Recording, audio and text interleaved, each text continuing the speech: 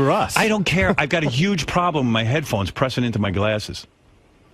We were in the middle of a phone call. He doesn't know what goes on here. He barreled He's supposed into the to office. stand there like a goddamn robot. I agree. We haven't had one incident here in God. 4 years. He's security. He's got the cush job of a century. Just shut your fucking mouth. I like about Ronnie. me, about my glasses, about anything. Oh, my God. I think I'm going to reach orgasm. Who's he to compare his glasses to yours? Shut up, He Sal. got his glasses at Ann Taylor. Sal, you're an asshole. I like Ronnie best when he sleeps in Scott's office. Yeah. Which he was doing the other day, by the way. Well, wake him up when you see that. Well, at least he's not talking to anybody in the hallway. We had a bunch of things we were going to make noise with, and then he woke up right when we got there. Yeah, he's standing security. I mean, the one thing the guy's got to do is be awake for 5 hours while I'm in the building. Impossible. Yeah, can't do it. He's old. They sleep easily. Something's going on out here. What? I don't know. I just heard shit being thrown. Oh, no. And I heard the words, "Don't fucking touch me." Oh, no. Who touched who? What? What's he doing? I guess JD patted his show. What happened? Yeah, I patted his shoulder, and then he threw his walkie-talkie at me. Here we go again. Jesus. He got to stop throwing things. You know, he could be, at the point where he's too volatile. Yeah. Sometimes the elderly can't control their I'm telling you, what is he doing? Don't sit there and talk. Don't do shtick Now we about my got to tell glasses. people not to talk to Ronnie. What's he doing? And he's throwing things again. I had a whole talk with him not to throw anything. Everybody's consumed with my glasses. I think it's time. I just talked to Ronnie in the car about it. I said, watch. I said, I got to switch my glasses. People carry on. Everything you do. What is he doing? What is he doing? The head of security is the most dangerous guy in the building. Howard, he just barricaded himself in Scott's room. Good. You should have That's where he should be. the black security guards should come in and watch Ronnie. You're not kidding. Yeah. Those guys, those black guys stand there. They just stand They there. don't mix in. They do their They job. don't mix in with the people. I love black people. They don't mix. They do their job. That's it. Stand there. These three black guys and one black woman, I see them every morning. They stand there. They got a suit and tie on. Black people are no nonsense. Professional. Mm-hmm. That's right. Every morning they say good morning. They like almost stand at attention. They do their job. That's right. They don't look at glasses. They don't look at. They don't. And go I told to that to events. Ronnie. I said, Ronnie, stop mixing it up with people. Don't comment. You see me. I don't care what's going on. He starts in with people. How come you're not making fun of Howard's glasses? Black people appreciate having a job. Yeah, the other security guards, you say good morning, they're like, good morning. You say it to Ronnie, he's like, fuck you. Yeah. He's always like got an attitude. Fuck you. I mean, fuck you. What is that? Every morning he says to me, "What's your problem?" I don't know a thing about the other security guards' lives. I don't know anything about those black guys. And that's the way it should be. Stand there and look, official. Look like you want to rip someone's head off if they get out of line. That's what I'm looking Well, he for. does look like that. Yeah. If you want, I haven't seen it yet, but Doug says they have the clip with audio of Ronnie throwing the walkie-talkie. Doug says it's good, but you got to bring up the audio if you want to hear it, Fred. Yep. All right. Let me hear it. Get out, you fucking asshole! Get out of here! Oh, Touch my me. God. Don't fucking touch me! Oh, I gave him pat his shoulder.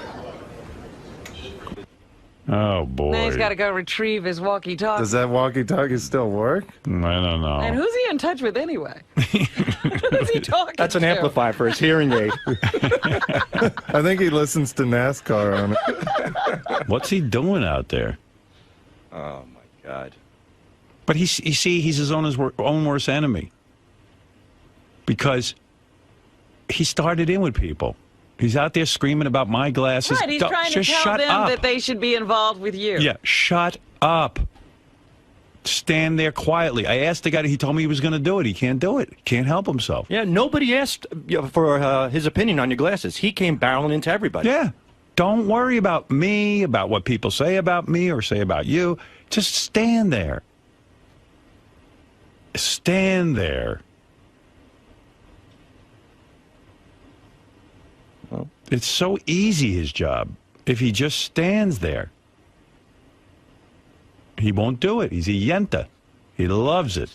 He became a whole personality with appearances and don't ask. My worst nightmare has happened. I got a celebrity limo driver. A celebrity security. Yeah. He's like Steve from yeah, the Jerry exactly. Springer show. He'll spin off his own show. He's got his own show now. Welcome to Celebrity Limo Driver. He's out there, don't touch me, throwing things. I mean, am I asking too much? I'm asking that guys don't pee in the same stall with each other and do crisscross. Right. And I'm asking Ronnie to stand there and do his job. Everyone thinks I'm playing around here because I have fun at work. They think they're supposed to be having fun. This is fun. But you're still not doing the things they're doing. You're entertaining people. Right. They're playing with each other. I know. It's enough. I don't know. I mean, what am I supposed to do? Everyone becomes a whole personality, and all their personalities are vomitous. You know what I mean? Like, their personalities are horrible. One personality worse than another. Yeah, I mean, these are personalities that should be suppressed. Are you talking about us too? Yeah, of course. You two guys are complete morons. I mean, you don't even know what's right or wrong. It's like, it's pathetic. We've done a lot of dumb stuff for the show. That's good. Dumb is good. Think of dumb for the show, not dumb in the bathroom. Well, we would pee on the show if you'd let us. Yeah. Idiots. We know you'd pee on the show. You do it every day. No, but it's also like Ronnie thinks it's kind of funny to be this buffoon. And I just want a security guard that isn't a buffoon. It's like, I have a very serious agent. I don't want my agent to be like peeing with other guys and throwing walkie-talkies. You know what I mean? And then say, well, you do it. Yeah, you guys are supposed to be professionals, you know? Especially Ronnie. I'm hiring to do security inside the compound here. Yeah, I mean, it's crazy now because Ronnie steps into the studio whenever we have a quote-unquote nut here. Yeah, but he's Ronnie's nuts. Right. JD taps him on the shoulder or gives him a pat on the shoulder and he's throwing something. I mean, my God. He's got to stop. I mean, I wouldn't go to a doctor who threw things at his patients, you know what I mean? Because he's aggravated. You know? All right, boys. Thank you. Thank you. We won't let that happen again. Yeah, good. Yeah, and then Way what to are you go. going to do next that we have to stop you from doing? All right. Come on, guys. You get it together. I mean, especially where other people got to go to the bathroom. Come on. Nobody's interested in that. Right. It's disgusting. All right, get out of here. Okay. All right. Stupid. Dopey. Two dopes. I mean. All right, Lisa, what else? I'm sorry you had to see that. That's okay. All right. I just wonder why. Lisa's a real lady. She shouldn't have to see that, Rob. No. I just don't know What why. am I? What are you saying about me now? I don't know why. I'm not a real lady. No. I don't know why Ronnie's so angry. Like, what else is going on? Well, Oh, yeah. you think something underlies all this? That his Of course. life is falling apart or something? I don't know. Gee, what a. There's a guess. You There's a leap. think Ronnie's life is falling apart? Fucking instigating motherfucker. I've never seen an angrier human being. But the worst thing is that he's like a security guy who's out of control. You know? Scores, man, is about having fun, motherfuckers. And this wasn't always, see, this is a recent thing. Ronnie used to have some control. Well, why do you think Ronnie's not a cop? I mean, he always wanted to be a cop. I know. You think he always was like this? Yeah, I'm sure the cops took one look at him and went, listen. A little hair trigger? Yeah, I mean, dude, we don't need your aggravation. I'm sure. Did he ever take the police psychological exam? Honestly, did he? I don't know. You know, because today everyone calls themselves security, but, you know. Those are people who couldn't be cops. Yeah, sometimes I think so. That psychology part was really tough. They ask you shit that just pisses you the fuck off. They ask you a bunch of fucked up questions. Like, what do you think of your mother? Fuck Piece you. of shit. I couldn't answer it the right way. I tried to contain myself. I couldn't. How do you fail the police psychological? You got to be one fucking crazy bastard. Wouldn't you love to meet the guys who failed the police psychological exam? Actually, no. I'd be a little afraid. Was this close to being a cop. And I failed the psychological. Then this fucking asshole comes in there with his degree and fucking asks me a bunch of questions. Piece of shit. I think Ronnie once applied to be a cop. I'm not sure. I got to find out. Because there's no way he could pass the psychological exam. There's no fucking way. He is a power-hungry motherfucker. He's throwing shit. He's going berserk back there, I think. Where is he? You got it under control now, or what? What was that? Is he out of Scott's office? He had locked himself in. This isn't one of those strip club appearances. He needs to calm down. It's a professional work area. I'm Scores Man, damn it. And I'm about getting drunk. I'm about having fun. I'm about having a good time. I'm about meeting girls. I'm about meeting guys. And whoever doesn't like it can go fuck themselves, because that's what I'm all about. I'm Scores Man. And that's what Scores Man is all about. That's some philosophy. His whole persona is to yell and scream and throw things at people. It's not working like, for me. Piece of shit. Shut him off. That's why it was great that Pete was doing that impression. Yeah. He captured Ronnie completely. Hey, Manny. Hey, good morning, everybody. Hey, good morning. Hey. You know, Howard, you kind of have to take some of the credit for creating this mental midget Ronnie. I mean, the guy's socially retarded. Right. He knows what's appropriate about as much as Sal and Richard do, for crying out loud. I know. Whatever happened to him sitting down in the car? Yeah, well, Isn't that his job? I mean, honestly. even when he used to sit and wait for me in the car, he was weird. Really? He's still Well, weird. yeah, he's just like he seemed like he was angry everywhere he had to take me. I mean, he yells. It wasn't a comfortable kind of thing, you know. Honest to God. He has a horrible I mean, personality. He needs a coach some kind of life coach or something to tell him what's socially acceptable. Yeah, I know that. Yeah, well, you got to have a good heart-to-heart with him again, because he obviously doesn't hear very well. No, he's not getting it. Thanks a lot, guys. Bye-bye. What are you going to do? Well, I don't know. I guess I am to blame in the sense that I put up with it. You know, I put up with this behavior. Right now, I got a situation I got to go out in the hall and solve, so I'm going to have to take a break. There's something else going on? Well, Scott, the engineer's intern, is supposed to be archiving for me right now, which is we're desperately up a deadline for a History of Howard 4. Right. But Ronnie's locked him out of Scott's studio because Ronnie's carrying on like an asshole. So I He's got to a go. baby. I got guys who have to work. I can't be part of this. So I got to now. So he's still locked in there? Yeah, he locked himself in a room that we have work going on in.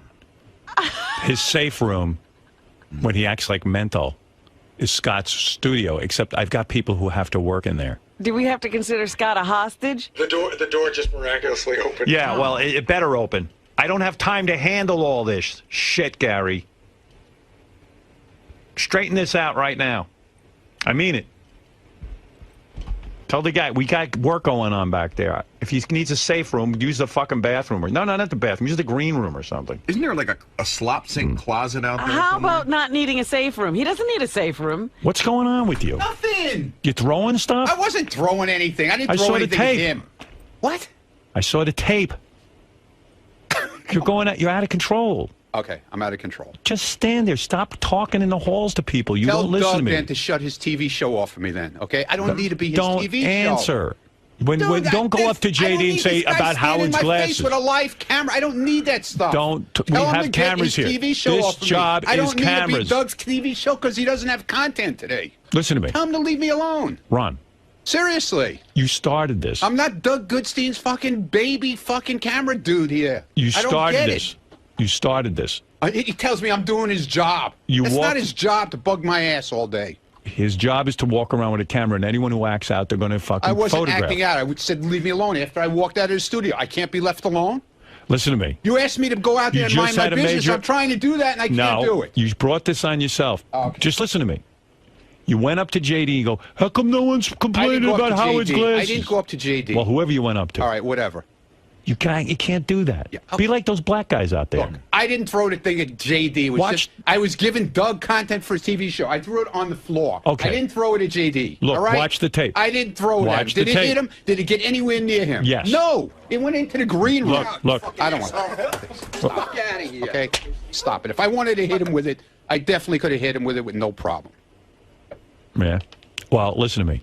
Don't throw anything at people. I've told you this. Dude, I threw it at the floor. Don't throw anything. Okay, Zero throwing. I had and to secondly, give Doug content for his TV show. No, you that's don't. what it's all That's about. not your job. I don't ask you to That's make what content. Doug is all about. Don't you know that? You don't work for Doug. You work for me. Well, Doug thinks I work for him. No. Because he thinks I'm one of his puppets. No. You I'm feel not one of you Doug's want puppets. you want to entertain, so you Okay. get on TV. Okay, I don't need a security limo driver who's on TV.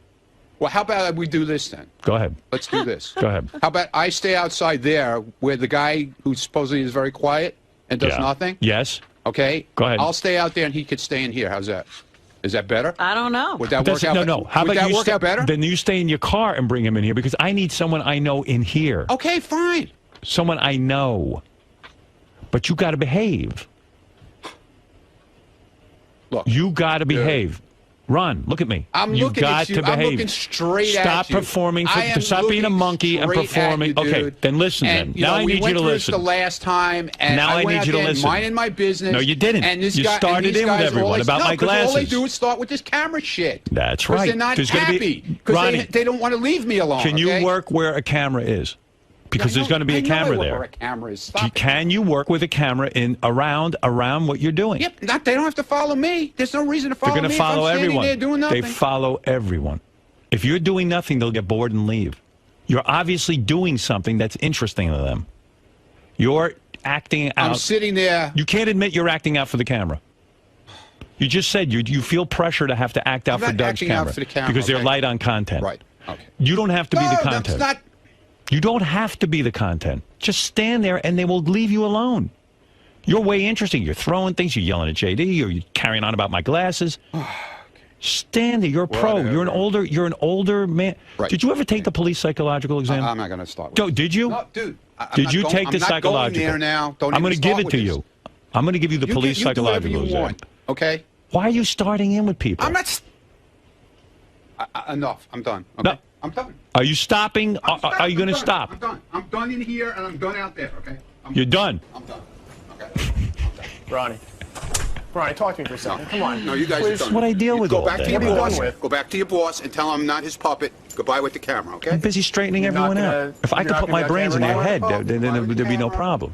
Okay. I'm not your puppet and I'm not They're your children. puppet. So go I'm away the with only your one who's sane microphone and around Go here. away with your thing. Excuse Goodbye. me. That's it. I'm not ranting and raving in the No. halls anymore. I've seen odd behavior. I used to, but I stopped. Right. Well, you're able to control yourself, evidently. You know? Fred seems to be managing to get in and out of work most I'm not days. throwing anything. I'm No, not you peeing mind on your own anybody. business. I mean, it's really not. I'm just asking Ronnie to be quiet. Just quiet down. Don't and then act he's out. telling you, then make this happen and that happen. You got to change the whole environment. Ever wonder for why? him. Yeah, exactly. You ever wonder why Will is never on Howard TV? Did you ever wonder? No, it never occurred to me. You want to know don't why? Think about him. Because Yeah. he's not interesting. Right. He just stands there and does No, his he does his job. Yeah, he's doing his job. That's Right. the answer. You want to know why Richard and Sal are always on Howard TV? Because they're always up to something. They're always up to hijinks. They love the camera on them. That's the difference. Ronnie loves the camera. Yeah. I mean, Scott's not on. No. Ronnie and Scott are out there at the same time. Right. It's the crazies. So I'm begging Ronnie, please just stand there and don't do anything, and no camera will care about Well, you. then make Doug stop. Make Doug stop. We'll change the whole show. If he didn't throw the phone, Right, Doug he wouldn't be on. shooting him. And Ronnie likes getting on camera. Right. I mean, he even betrayed himself. I'm doing it for Doug. Right. I thought your job was security, Right. not working for Doug. No, now he works for Doug. Well, get I the stand camera corrected. off me, because he's like a lab rat. He can't not do it if the camera's there. Right. Good Lord. Got to go get that cheese. I see a camera. I gotta go nuts. Yeah. And even the throwing. I did that for the camera. You did it for the camera. Who asked you to be on the camera? Now he's thinking wants. of scenes and ending scenes. Yeah. He needs a good piece of tape for the that show we do every week with John Hine and Rachel Fine. Doug's making me. I'm going to lock myself in Scott's room so no one can get in and do Right. their work. I don't know. And then when I make these points to him, he goes, "That's it. I'm out of here. I can't talk about this." You can't talk about it because I'm making sense. I'm right. Of course I'm right. I'm a very logical guy. I mean, Ronnie sees me off the air. I don't do a thing. I walk around. They all see you. I know. I don't know why he doesn't follow my example. Then he's out there. They got tape of him attacking the camera 3 minutes ago. He's busy with the camera guy. Was this after or before he threw the phone? This is before. This is 3 minutes ago. He started attacking. Go the camera. away. Oh, this is after he left here just now? Yeah. Oh, it's when he came Or back when he came in. to show how sane he was. Oh, that's after I just got done with him. Ugh.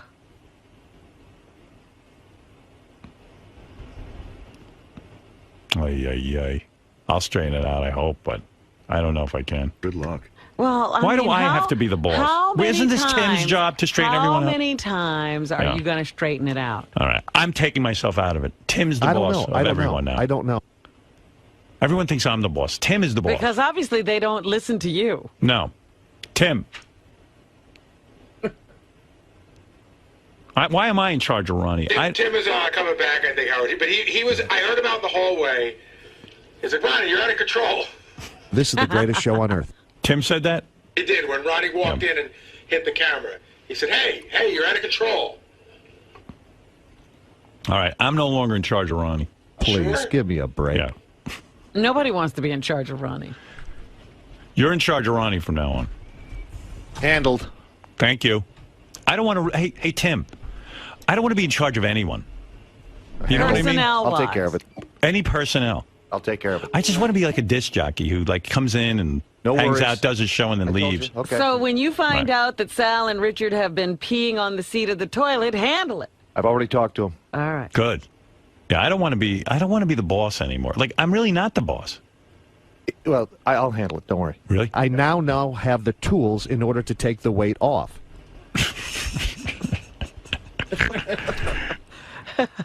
Poor Tim. Now I feel good. I'm no longer in charge. Now I'm just like one of the guys. And in addition to all of his other duties. I'm really not in charge. That's what people don't understand. People don't get that I'm not in charge. I just work at Sirius like they do. But, I love that the attitude, I'm sure, of Richard and Sal is that Howard's going to love this when they do. I know. I don't love that. When he hears this, he's going to love it. I love when they do a phony phone call or they write a bit or something. That's what I love.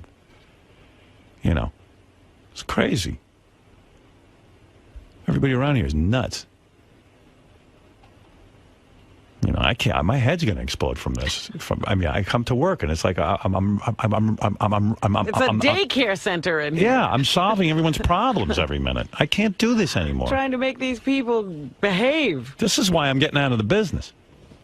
I'm not paid to babysit. They have us locked in here. It's not to keep us protected from the outside. It's protecting the outside from us. I know. I'm running a business. I'm in the Howard Stern business, not this other bullshit. The other security guards' lives. I don't know anything about those black guys. And that's the way it should be. Stand there and look, official. You know? Look like you want to rip someone's head off if they get out of line. That's what I'm looking for. Well, he does look like that. Yeah. If you want, I haven't seen it yet, but Doug says they have the clip with audio of Ronnie throwing the walkie-talkie. Doug says it's good, but you got to bring up the audio if you want to hear it, Fred. All right, let me hear it. Get out, you fucking asshole! Get out of here! Oh Touch my me. God! Don't fucking touch me! Oh, I gave it hand and shoulder. Oh boy! Now he's got to go retrieve his walkie-talkie. Does that walkie-talkie still work? I don't know. And who's he in touch with anyway? Who's he talking That's an to? amplifier for his hearing aid. I think he listens to NASCAR on it. What's he doing out there? Oh my God! But he's his own worst enemy. Because he started in with people. He's out there screaming about my glasses. Right, he's trying to tell them that they should be involved with you. Yeah, shut up. Stand there quietly. I asked the guy, he told me he was going to do it. He can't do it. He can't help himself. Yeah, nobody asked for his opinion on your glasses. He came barreling into everybody. Yeah. Don't worry about me, about what people say about me or say about you. Just stand there. stand there. Talk with him not to throw anything. Everybody's a consumer. My glasses. I think it's time. I just talked to Ronnie in the car about it. I said, watch. I said, I got to switch my glasses. People carry on. Everything you do. What is he doing? What is he doing?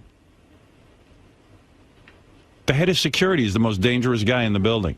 Howard, he just barricaded himself in Scott's room. Good.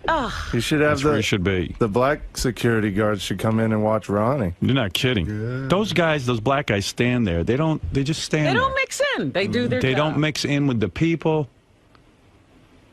I love black people. They don't mix. They do their job. That's it. Stand there. These three black guys and one black woman, I see them every morning. They stand there. They got a suit and tie on. Black people are no nonsense. Professional. Mm-hmm. That's right. Every morning they say good morning. They like almost stand at attention. They do their job. That's right. They don't look at glasses. They don't look at. They don't. And go I told to that to events. Ronnie. I said, Ronnie, stop mixing it up with people. Don't comment. You see me. I don't care what's going on. He starts in with people. How come you're not making fun of Howard's glasses? You know, black people appreciate having a job.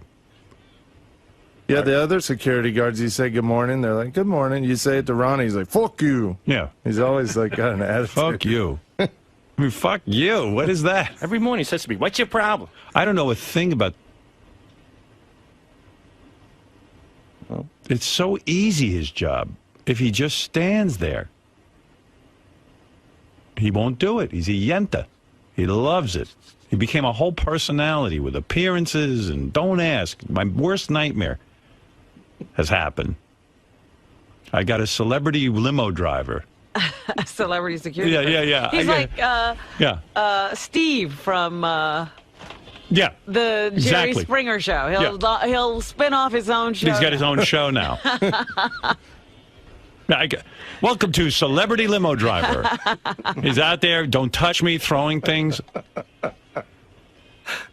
I mean, am I asking too much? I'm asking that guys don't pee in the same stall with each other and do crisscross. Right. And I'm asking Ronnie to stand there and do his job. Everyone thinks I'm playing around here because I have fun at work. They think they're supposed to be having fun. This is fun. But you're still not doing the things they're doing. You're entertaining people. Right. They're playing with each other. I know. It's enough. I don't know. I mean, what am I supposed to do? Everyone becomes a whole personality, and all their personalities are vomitous. You know what I mean? Like, their personalities are horrible. One personality worse than another. Yeah, I mean, these are personalities that should be suppressed. Are you talking about us, too? Yeah, of course. You two guys are complete morons. For us. I don't care. I've got a huge problem with my headphones pressing into my glasses. We were in the middle of a phone call. He doesn't know what goes on here. He barreled into the office. Stand there like a goddamn robot. I agree. We haven't had one incident here in 4 years. He's security. He's got the cush job of a century. Just shut your fucking mouth. I like about Ronnie. me, about my glasses, about anything. Oh my God! I think I'm gonna be tour guide. Who's he to compare his glasses to yours? Shut up, He Sal. got his glasses Sal, at Ann Taylor. Sal, you're an asshole. I like Ronnie best when he sleeps in Scott's office. Yeah. Which he was doing the other day, by the way. Well, wake him up when you see that. Well, at least he's not talking to anybody in the home. We had a bunch of things we were going to make noise with, and then he woke up right when we got there. Yeah, he's standing security. I mean, the one thing the guy's got to do is be awake for 5 hours while I'm in the building. Impossible. Yeah, can't do it. He's old. They sleep easily. Something's going on out here. What? I don't know. I just heard shit being thrown. Oh, no. And I heard the words, don't fucking touch me. Oh, no. Who touched who? What? What's he doing? I guess JD patted his show. What happened? Yeah, I patted his shoulder, and then he threw his walkie-talkie at me. Here we go again. He got to stop throwing things. You know, he could be, at the point where he's too volatile. Yeah. You know, sometimes the elderly can't control their I'm telling you, what is he doing? Don't sit there and talk. Don't do shtick now about we got my to glasses. tell people not to talk to Ronnie. What's he doing? And he's throwing things again. I had a whole... I mean, you don't even know. What's right or wrong? It's like, it's pathetic. We've done a lot of dumb stuff for the show. That's good. Dumb is good. Think of dumb for the show, not dumb in the bathroom. Well, we would pee on the show if you'd let us. Yeah. Idiots. We know you'd pee on the show. You do it every day. No, but it's also like Ronnie thinks it's kind of funny to be this buffoon. And I just want a security guard that isn't a buffoon. It's like, I have a very serious agent. I don't want my agent to be like peeing with other guys and throwing walkie-talkies. You know what I mean? And then say, well, you do it. Yeah, you guys are supposed to be professionals, you know? Especially Ronnie. I'm hiring to do security inside the compound here. Yeah, I mean, it's crazy now because Ronnie steps into the studio whenever we have a quote-unquote nut here. Yeah, but Ronnie's nuts. Right. JD taps him on the shoulder or gives him a pat on the shoulder and he's throwing something. It'd be, my God. He's got to stop. I mean, I wouldn't go to a doctor who threw things at his patients, you know what I mean? Because he's aggravated. You know? All right, boys. Thank you. Thank you. We won't let that happen again. Yeah, good. Yeah, and then Way what are you going to do next that we have to stop you from doing? All right. Come on, guys. You get it together. I mean, especially where other people got to go to the bathroom. Come on. Nobody's interested in that. Right. It's disgusting. All right, get out of here. Okay. Right. Stupid. Dopey. Too dope.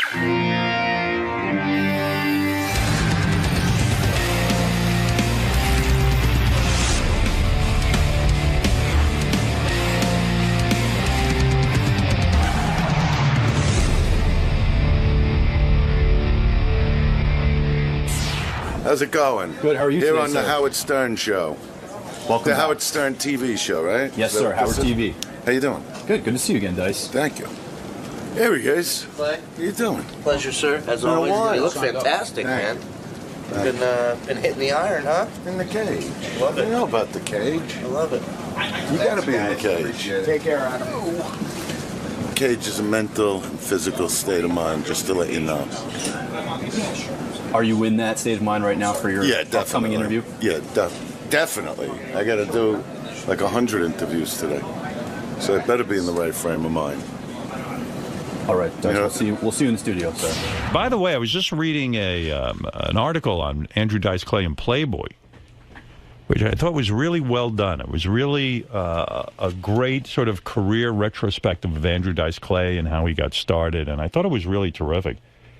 And Andrew Dice Clay now is going to be in the new Woody Allen movie. His career is on a roll. He even slimmed down for the role. Is this what, he did the Hollywood thing? He slimmed down for a role? You know, you're amazing, Dice. Years ago, when I knew you, you would sometimes I call you, and you would be at a track, a high school running track. Oh, yeah, Fairfax track out in L.A. Working out, and you would live on a can of tuna a day. Yeah, I've been doing that again. How much weight have you lost? Well, this isn't like an overnight thing. This started like over 3 years ago when I first got Entourage, and I was like a 42 waist when I got the show. You were very heavy. I was shocked when you walked through the door after not seeing you for years. No, but what happened is I had 6 months to get ready. Right. Before we filmed, so I got to a normal weight, and then I just continued the training. A lot of people hate being in the gym. I actually enjoy it. You and like I know lifting what to the do. weights? It's not lifting as heavy weights as I could. I do heavy reps. Right. You do a lot of reps as opposed to heavy. What do you bench? I don't know. Couple hundred if I really want. A couple of but I do. I That's can't heavy do weight. It's not that much weight. It really isn't that much weight. I bench 95 pounds. That's my bench, but I do it 10 times. You know what I mean? But you're only talking about your cock. No, It's I'm heavy. talking about my chest. Oh, okay.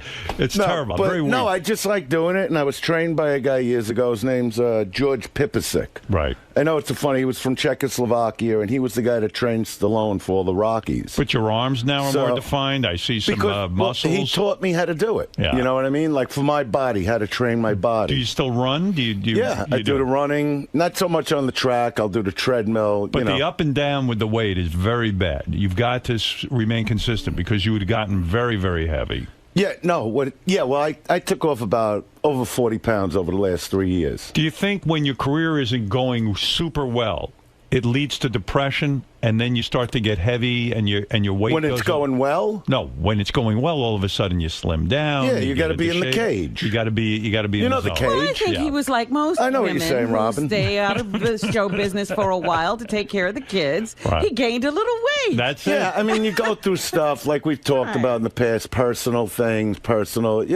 Life is tough. Well, you get sidetracked. Is your net worth $1 million right now? Because I mean, do you realize how many tickets have you sold in your lifetime when you were playing these arenas and crazy, crazy crowds? I got to figure. Have you ever counted up how much money you've made in your career? I'm talking about how much you actually were worth. I don't mean the gross sales. I mean it was big. I don't like. Not everybody makes what I would call monopoly money. So I don't like to throw that, even on the radio, like in people's faces. But I got to figure it was millions upon millions of dollars. Shouldn't your net worth be close to $20 million or $30 million? You know what? But I don't care. Do you know really what I mean? not care? I really don't care because my life was never like it wasn't about money to me. I know with fame you make money, right? You know what I mean? It comes, it's part of the whole thing. But isn't that crazy? I mean, you know the odds of making it as a stand-up comic, and which you really made it. You're one of the few guys. I did over 12. This special, we got a lot to cover. I know that, right? But when I did Indestructible, see, you're throwing me off already. What are you going to do? No, but I'm saying, what I'm saying to you is this. You have made a ton of money. You beat the odds. Okay. In a sense, every comic dreams of the success that you've had. They really do. No, I know. I mean, you've been talking a lot about that. You're one lately. of maybe 20 guys, maybe even 10 guys, who have ever had that kind of success. And then to suddenly say, hey, I'll just...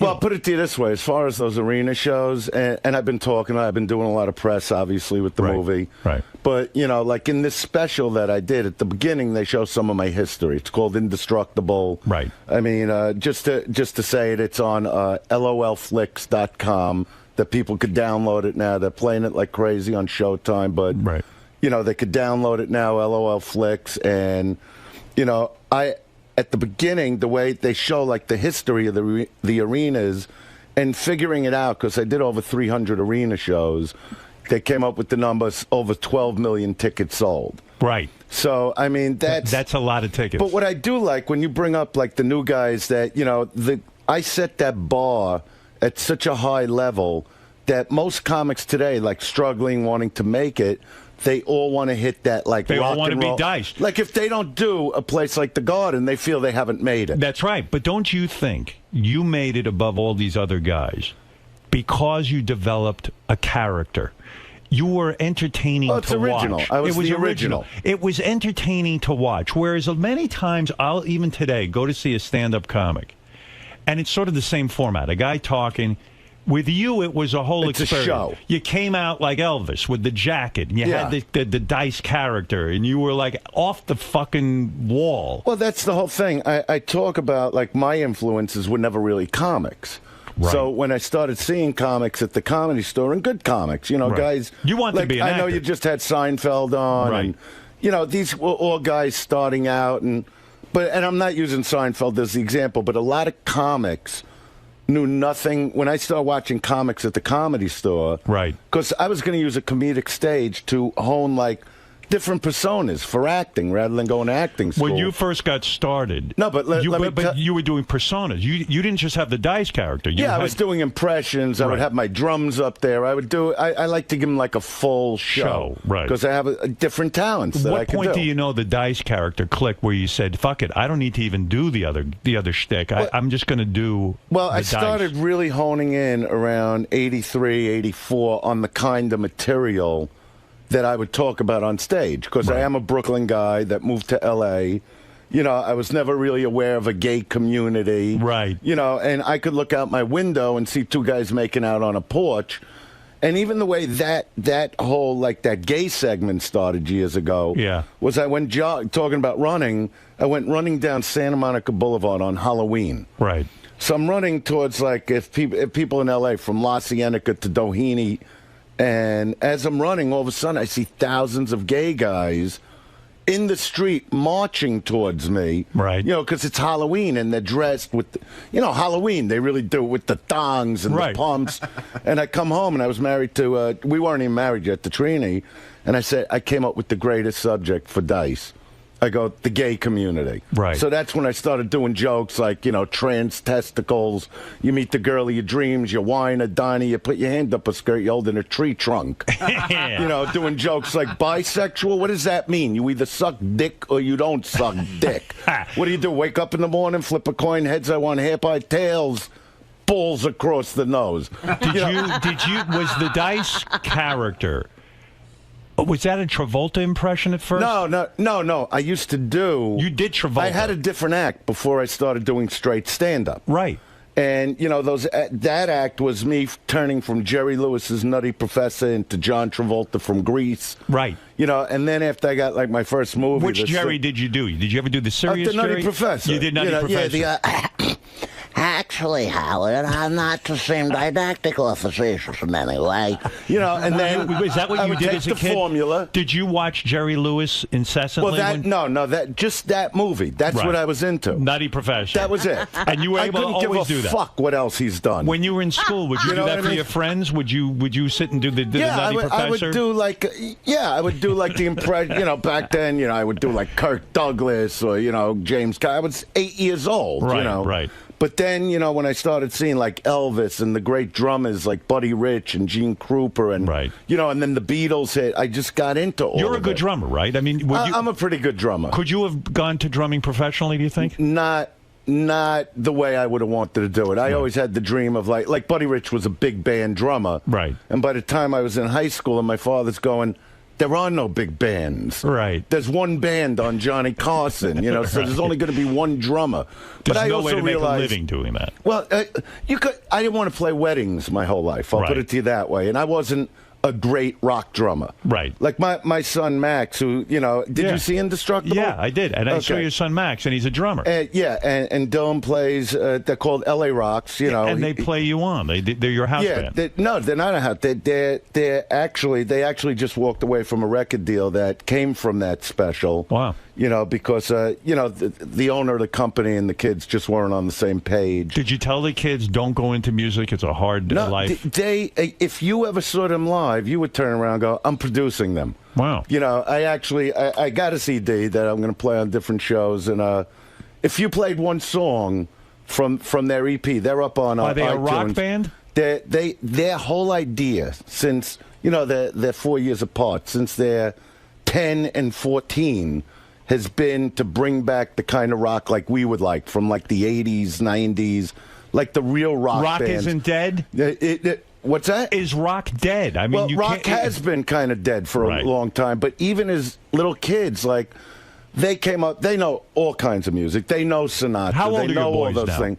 18 and 22. So do you say to them, look, give it some time, but at some point you got to get out of the music business? No, you don't understand. At 14 years old, my youngest was 14, and they were playing places like the Whiskey. Record companies were coming to them, and Dylan, who was only 14, got a little overwhelmed. Right. And I would say to him, I go, look, you don't want to play, don't play. I go, I'm not Michael Jackson's father. I'm not going to beat you into stardom. Right. And then he went through high school. He developed his body, got into water polo and swimming, and about 6 months before my special, he started playing again. Right. And that's why they did that song Outlaw on the special. I wanted to do it as a family and sort of just open the door for them. But do you feel, because you are a good father, I know that about you. So here you are, you're a guy who made a lot of money in his career, but even back in the day I knew you would really legitimately go to Atlantic City or Vegas, go through $1 million in a night and gamble. Yeah, well, the last 3, I didn't gamble for 10 years. But didn't you feel responsibility to your kids to hold on to your money? Why? Don't you think you were reckless? I held money. You got to understand, when I would play, I could sit down. Okay, right. Let's say I sat down and lost $200,000. Right. The next day I'll go and win $700,000. But every gambler says that. No. But I'm not. No, every gambler won't tell you about their losses. That's true. My biggest loss ever was $700,000 a day for 3 days. Oh my God! But you got to understand, in the arenas, Like when I would lose money like that, my father would go, "So I'll book 3 shows." Yeah, but why do that? Why not take the It was out of 700,000? boredom. It was boredom. Why didn't you just take the money rather than gamble? Yeah, but invest it in some, in safe investments. Be vested. You would have, you would have such That's no fun. You would have a great Robert, nest egg, don't you? But you're I'm always stuck amazed by guys who live on the edge. You're stuck on the money thing. I always know. Like now again, I'm making money. Right. You know what I mean? Now I'll save it more. It's like what Jackie Gleason say years ago. The first million, you just throw it away, and then, you get serious about it. But just because Jackie Gleason says it doesn't mean you've got to live your life that way. Well, think about it. When your career took off, okay, and you started making money. Right. You didn't buy the things you want. You didn't get the house you want, the cars you want. But I always live. First of all, a house to me is an investment. But you always live within. And I would means. do that. You know what I mean? Listen, I'm fascinated by you that you could live on the edge like that. To me, that's living on the edge. I don't give a fuck with money. Yeah, but just because you get to be older and you want to have a nice life and you beat the odds. I got 2 homes. You do? I'm doing great. Yeah. You know what I mean? When Woody Allen approaches you for a movie. And I've always said this about you. We're jumping. We're jumping all over the place. We got to keep you on your toes. Yeah, right. I am on my toes. We didn't finish one thing, we're into another thing. When Woody Allen comes to you for a movie, you don't do the movie for financial gain, right? I mean, Woody Allen, right. It's like getting a call from any of the great, producer, But how directors. does that happen? I mean, what is it like to be on the phone with Woody Allen? Well, I was never actually on the phone with him, Robin. Yeah? I was actually here doing Westbury. Right. And I got a call from my manager, Bruce, and he goes, "I need you to stay in New York tomorrow. Woody Allen wants to meet you." Wow. And I thought he was kidding me. Right. Because, I'm thinking, all right, yeah, Woody Allen's looking for me. Right, yeah. Like, if he would have said Scorsese, maybe I'd get it. Maybe right. there's another Goodfellas part two, Because Woody Allen... I would never think we'd blend together. Yeah, probably the question was like, well, how does Woody Allen even... I mean, of course he knows you because every comic would be aware of you. But like Woody Allen, does he see you? You think of him as so cerebral, and you know what I mean. No, but he's still a comic, right? And and through the years, I'm not going to stand here because I did his movie and say I'm a Woody Allen freak, right? I've loved some of his movies. I got some of my favorite movies, like Broadway Danny Rose. I went crazy. It's a terrific movie, of course. But the point is, he's one of the greats, right? And that's it, right? So when I realized it was a real meeting, and I came in there. I said, number one, I want you to know, Dice is not in the room. Right. You're meeting Andrew. Right. Because he isn't a tough guy from Brooklyn. He's a nice guy. He's a regular guy. And I just sort of wanted to relax him because all he knows of me was that persona. Right. Like when I'm on stage, honey, flip those tits into my face. You big-titted motherfucker. But I would think Woody would like that. Let's go finger bang a couple chicks around the fucking block. Oh, Woody, get the fuck out of here. I didn't act like that in the meeting. You know what I mean? Right. So you were being sensitive to him and saying, hey, let me relax you right away. Now, I've heard wild stories. Well, I wanted him to know, a real human being is coming in there. I've heard wild stories about Woody Allen in that, like, he'll do an audition of somebody and literally just sit there quiet and walk out after like 5 seconds. If he doesn't like you, like, he won't waste his time and he won't waste your time. That wasn't this case. Did you have to audition? Yeah, what happened is, he's very loose about it. This guy's, what did they say, a movie for the last 35 years every year? Yeah, amazing. Yeah. So when I came in the room, it was relaxed like this. It was a big room like this, Just couches. Him? No, he's standing, the people he worked with, the casting woman was up, the producer. So everybody was like relaxed, not with their feet up on a desk. You know what I mean? Right. And, I said what I said to him. I go, by the way, I just want you to know Dice isn't in the room.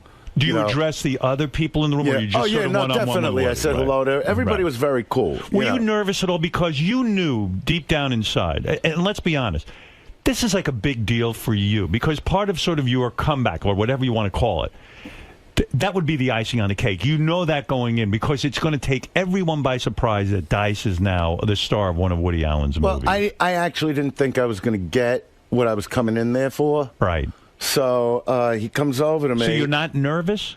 No, I'm nervous. Right. Because it's Woody Allen. Woody Allen. Right, yeah. Like, it's not even like a real person to me. It's somebody I've been watching him film all these years. Because you're a guy who hides his nerves pretty well. Because I remember when you got started. No, if I'm nervous, I'll admit it. Yeah, because when you first started, I heard the famous story of all famous stories. It's one of the greatest stories of all time, what you did.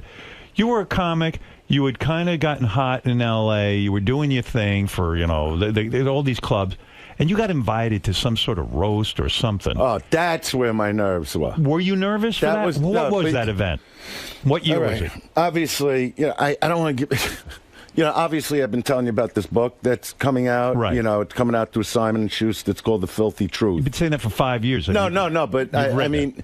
No, David Ritz is writing. He took what I had, and now he's writing the book. Right. And do you know who he is? The kind of books he's done? Like Ray Charles. They did the movie from that. Etta James. So this is one of the stories you tell. Yeah, so... But I want to hear it from you. We're talking about the Big Brothers. Right.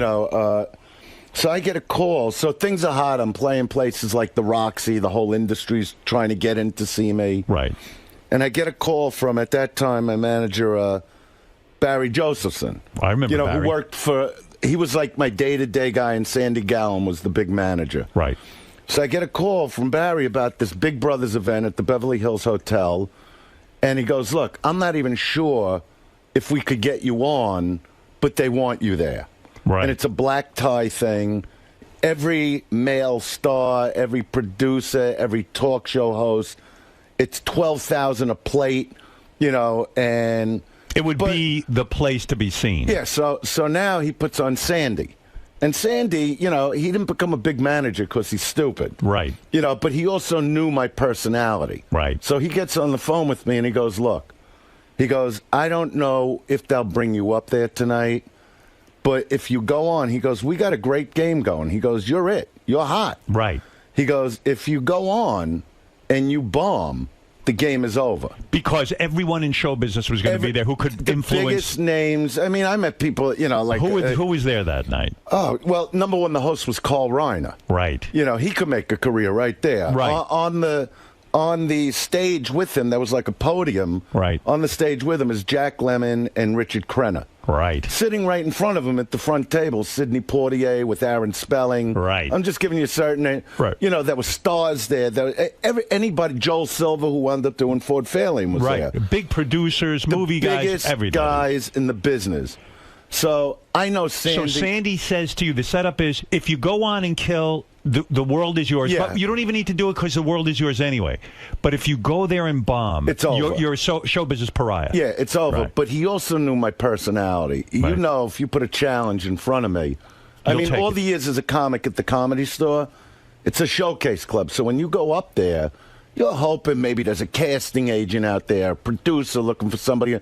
You're telling me I got the whole industry in one place? So, not to make a pun, but you're rolling the dice. That's right. Right. And he's covering his tracks because if I bomb, you get the call going, I told you. Right. And then he moves on to find the next guy. Right. And Barry Josephson takes the blame. Right. Why'd you even ask me to do this if you knew there was a chance? But you knew this was a shortcut to superstar. But I called my father because my father worked really close with Sandy. Right. Even though Sandy was my showbiz manager, I wouldn't make a move without talking to my father. Right. And I get my father on the phone, and he goes, don't hold back anything. Right. He goes, don't even think about it. Let him fucking have it. Wow. Good advice. So anyway, they bring up, so all night, and it's black tie, and I'm in a motorcycle jag. You know what right, I wear on stage. With the American flag on the back, says rock and roll across it.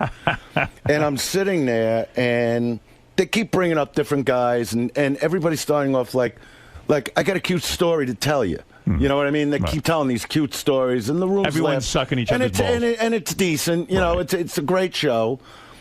And then I'm sitting there, and Carl Reiner starts introducing what was it again? The something for the Bush administration. Right. The advisor to the Bush administration.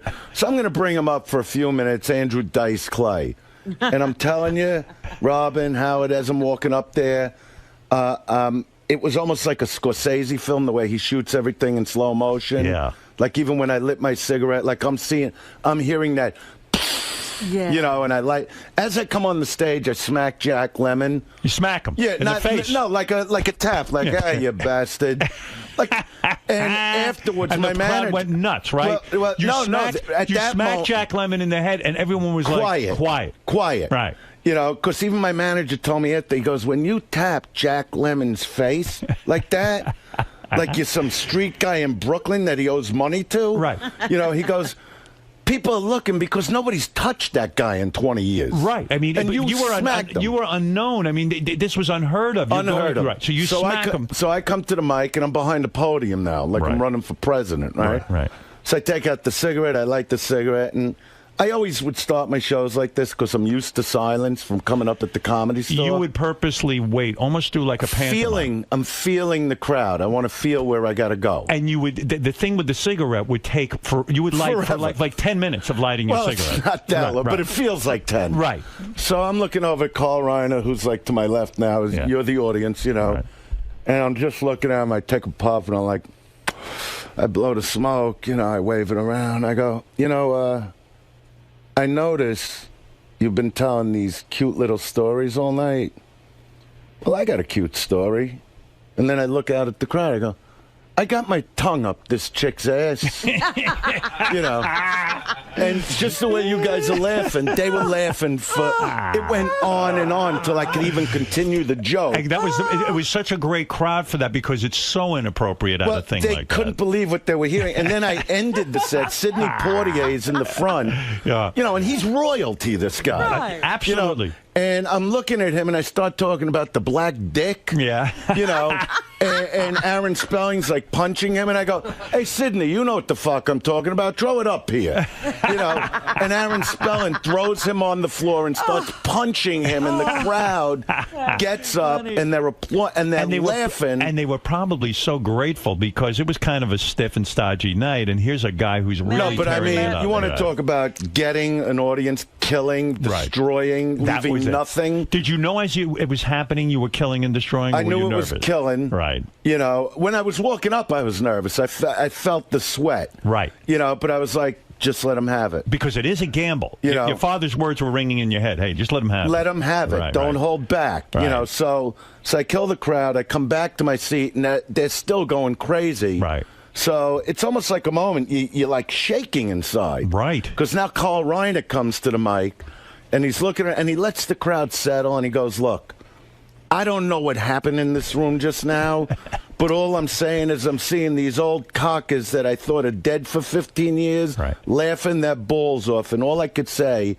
in this room tonight, Andrew Dice Clay became a star. Wow, I got the and chill. The place went nuts. You get goosebumps when you tell that story? Oh, you kidding? Oh, it took everything not to cry like a baby feeling what I felt. And you know what I mean? Sandy Gallen, your manager, who said to you, look, you fuck up. Sandy wasn't there. He sent Barry. Yeah, but because if I fucked up, he's out of the room. Yeah, right. When Fort Fairlane opened, Sandy was in Europe. That's where my manager went for the opening. But all right, did Barry turn to you and go, holy shit? No, he's trying to be cool, and he was with this agent from William Morris, Carrie Woods. Right. So Barry drives me home that night, and he goes, you have no idea what just happened. And I go, I do know what happened. Right. You know, but what's funny is after I'm up there, the next guy they bring up is Gary Shandling. Yeah. This schmuck, this fucking jerk off. You don't like Gary? I think do Gary's like brilliant. Gary, but he's a putz. You what know did that. He do? You know, just his personality is putsy. He always was, you know. I would be in La Jolla with this guy. What, did he do something to you? No. That night, so he comes up. Now, I just destroyed a room. Right. And his opening line is, I always loved following Dice at the Comedy Store. Crickets. Well, listen. No, crickets. No, let me tell you what happened. Right. You didn't see Gary for 5 years after that. Right. Then they gave him Larry Sanders. Right. His career was dead in the water after that. But after Gary, they bring on Red Buttons. Right. Okay? So instead of doing it like that, Red Buttons attacks me. Oh, no, wow. in a great way. Oh, okay. He goes, look at this. I come up here, right? He goes, you got a real big shot over here. You know, Dice. It comes up, the leather jacket, cursing, this and that. Hey, schmuck, next time wear a tuxedo. And the place went nuts. So to me, that's a real comic mind. Why are you down on Gary? I'm not following that. I'm just, one time when he was doing Larry Sanders, you know, he would treat this like it was like the Johnny Carson show, you know. And I'm at a party. Roseanne was having some kind of party, Roseanne Barr. And I was there, and Leno was there, and Gary. So I come over to Gary, and I go, when am I going to do your show? You know, the Larry Sanders. He goes, well, I want to see what Leno does. I go, what? What do you mean you want to see what Leno does? Who gives a fuck about Leno? What do you mean what he does? Yeah. He's got a real talk show. You do a sitcom. Are you an asshole? And he goes, well, I just sort of like to... I go, you know what, Gary? Just get in your fucking car and get away from me, okay? You're a schmuck. Now, I can't stand these. That's why I can't stand fucking comics, because there's no fucking camaraderie amongst these motherfuckers. You know, Whitney Houston was in here. Not Whitney Houston. Whitney Cummings was in here the other day, and she said... When she thought of the comics as her family, but then when she got her sitcom, everyone was attacking her, and she felt she started to cry, and she said it was a horrible experience because the people I thought who were my family, they're not your family. Let me tell you something. My son Max, besides the band, right? He does stand up. Okay. So I said, Max, this is how comics work. Let's say you started out today with another guy, and you're both doing stand up. Right. All of a sudden, you get like a big commercial, a national commercial. That guy hates you now. Yeah. The minute you do better than him, he hates you. You had to live through that. I mean, in a sense, all the guys you were with back in the day suddenly turn on you when you get the breaks. They couldn't believe it. One Bull Belzer, remember what we went through with this fucking guy? Yeah. He'd come on your show all the time, and he'd open up his mouth. I don't like... He was doing TV. He was doing a campaign against me on TV. And your point is, we're all comics. Let's stick together. But then you had me... You called him. This is what, in the show. And I just annihilate this guy, but I kept saying, hey, you got something to say about me. Now I'm on the air. Open your fucking mouth now. Right. And if you remember, you called him afterwards because he was such a pussy about it. I remember being in my car afterwards, and you're going, Bells, what happened? Right. You were like a pussy. Why didn't you tell him how you felt? That's how these guys are. You talk about being nervous the night that you went up, and and then you killed. So now taking you back to the room with Woody Allen, you walk in, and here we are years later. And, you've come off Entourage and you did spectacularly well. You told me to do this. Yes. No, you did. No, you told me about 5 years ago, you're going to build your career again. That's so I'm doing what you told me to do. Absolutely. So now when you I'm go robotic when I'm told something. When you go into the room with Woody... I'm telling you, don't you remember I was in here? No, I do remember. And he'll go, Dice, you'll build your career all the way up. But and Dice... and then you destroy it? Yeah. And why do you do that? And I told him because it's fun. But when you were in the room with Woody Allen... Yeah. I have heard that is the most intimidating thing, and I understand why. Because here you're saying to yourself, and by the way, Louis C.K. was in here talking about the fact that he was up for this role that you have. A few people were, but Louis definitely, I'm friends with Louis. Yes, and Louis said he fucked up the audition royally. Well, I didn't see the audition. Yeah. But he's in the movie. Louis is obviously great. But you got the bigger role because you're used to auditioning. You were an actor. Yeah, I love acting. So does Woody say to you, here's some pages? Well, you want me to tell you what he said? Yeah, what did he do? Tell me what he said. He said. Tell me what he said. I want to tell you what I think he said. I want to guess what Woody said. Go ahead. I said, number one, Woody, let's go out. We find some box. We bang them out a little. Me and you side by side, simultaneously. That would not have gotten you to part. Bulldog bulls banging against our wet little fucking meat pocket. Had Woody seen you? Had Woody seen you in Entourage? Was that what turned him up? That's what I heard. That he saw me in Entourage. Okay. So the truth is, when I came in there, I spoke to him about, I got an eye problem with my left eye. I haven't seen out of my left eye in 3 years. What caused that? I had my retina started detaching. So, I did Entourage, I did my special, I did this movie without any sight in my left eye. Wow. Did you get it fixed, or did you just ignore it? No, it's fixed, Rob. And what they did, they put what it's called a gel over the retina to pin the retina down. But even the doctor said, with everything going on in the business, he goes, we can't take chance taking that out yet. Right. And what's funny, when this retina thing happened, and it happened. I was in Florida. All of a sudden, you see those black lines, but now you don't see anything. Wow. Yeah. That had to freak you out. I did 11 shows in Florida. That's when I would wear that patch. Yeah. And then I got the operation. So, I could see my fingers moving if my eyes closed, but... You lost most of your sight in your... Well, what the doctor said, by the time I came back after the operation, now I got Entourage, he goes, I got to be honest, he goes, most people, when they have that kind of problem, what happens is they fold, basically. Mm-hmm. They quit their jobs, they go into these deep depressions. Sure. And he starts laughing, he goes, you changed your life? your body, your career. You went the opposite way because that's who I am inside. Did they give you, so did they give you an explanation why you lost sight in your eye? No, it could just happen. It could just happen to anybody. Oh, that's awful. And they told me like the chances of it ever happening to the other eye, like 1 in like 20 million. What's it like when you drive now? When no, you I read? could drive. I could do everything. Right, but it's the much more eye's difficult. a little. It's got that Barbara Streisand thing going on now. Right. So I used to make fun of her, so I'm getting paid back. Right. Remember, I used to do this thing about when Barbara's banging a guy. Yeah. Like one eye's looking at him, the other eye's looking out the fucking window to see if it's raining. Then I would do the Sammy Davis about why can't I find my eye? And now I'm him. But so you when you go, what did that? How did that enter? Well, into I had Woody to tell Allen it to thing? Woody because Why? that's why I wear the sunglasses because. What happens is when I take my glasses off in the sun, like I'll feel the light, but you're not seeing anything. Right. So the glasses like block that. But Did you in wear the the movie, glasses on Entourage? No, most of the time. But in the Woody movie, I there were scenes I don't wear glasses, obviously. Right.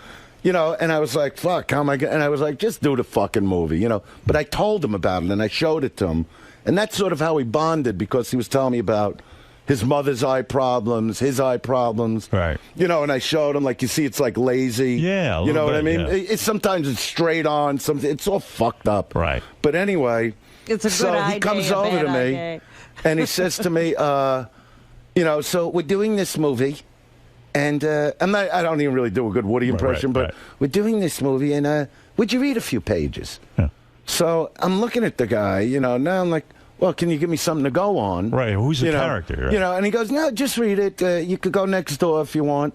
So I go with the casting lady, just 2 pages. Oh my God! And you have no idea who the character is. No, but I go through. How can you do that? How can you do that with 2 pages? Right. Because it's a feel. Okay. You either feel something or you don't, as Really? an actor. Okay. Yeah. I think you'd have to have the whole. But don't you need to know if you're a murderer or a great guy? No, he sort of told me. He goes, he's a regular guy. Right. Like, what the I didn't even know if he was East Coast. Is he a regular guy from, Northeast Asia? Right. Or from Brooklyn? Like, But I'm not going to say that. So I just look at the pages. I go through it with her one time. Right. Real quick. I just look at it and I go, yeah, I got this. Let's go inside. And she goes, what, are you sure? Like, what you got this? I go, don't worry about it. I see what it is. Don't worry about it. Fully memorized? Or No. But it was only 2 pages, so a lot was in my head anyway. Right. So now when I come to read for the guy, he's standing right next to me, right here. And she's right here. Right. Oh. Like he's not sitting over there watching us do the scene. He's right here. It's almost like he's acting with you. Yeah. Well, he's just watching like a director, like this. Right. So I go through it, and I look at him. I go, look, I'm not sure like where the guy's from, if you want me to switch it up a little. And he goes, well, you had the essence. It was perfect. Oh. So I look at the guy, and I'm going...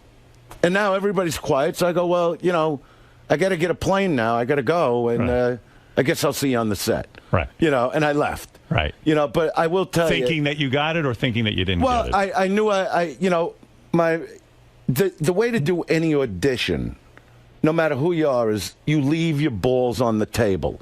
Meaning, But what if does you that know, mean? It means you do the very best you could. Like if you have the pages for days. Show me what you did in that audition. Do you remember? I just played the part. I became the guy. Do you remember any? I want to see 3 seconds of that audition.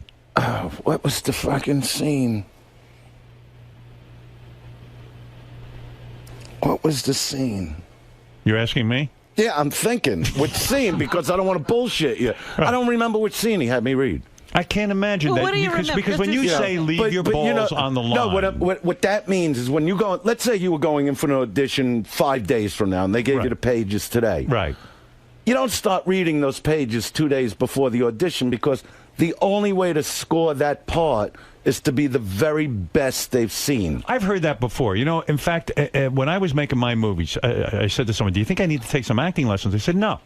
Just go in and kind of just be you. Do your thing. And maybe that's what you're saying. You're talking about private parts. Yeah. And you were great in private parts. But I'm saying you... No, but I mean you were you. Because I know you, and I'm like, you were true to who you are. Do you think Woody responded because, like, you didn't overact? Like, you just kind of said the lines? Well, that's how I did it, because it's not that kind of character. Like, when I'm on stage in my whole, like, Dice persona. Who is the character, by the way? What is the character? He's a very regular guy that's sort of beaten down in life, and I don't want want to give the plot. Who's in the movie with you? Well, you got Kate Blanchett in the movie. You have what was that Alec like? Baldwin, Sally Hawkins. So no, these are top actors. These are the best. So when you walk into the set, the very first time, are you working with Kate Blanchett the very first time? Yeah, I work with everybody. And was she put off by Dice Clay, the persona? No, I actually, who am I working with? I have to tell you, when my ego is when I'm on stage as a comic. I'll say I'm the greatest comic, the biggest comic. Nobody's ever going to touch what I did. Right.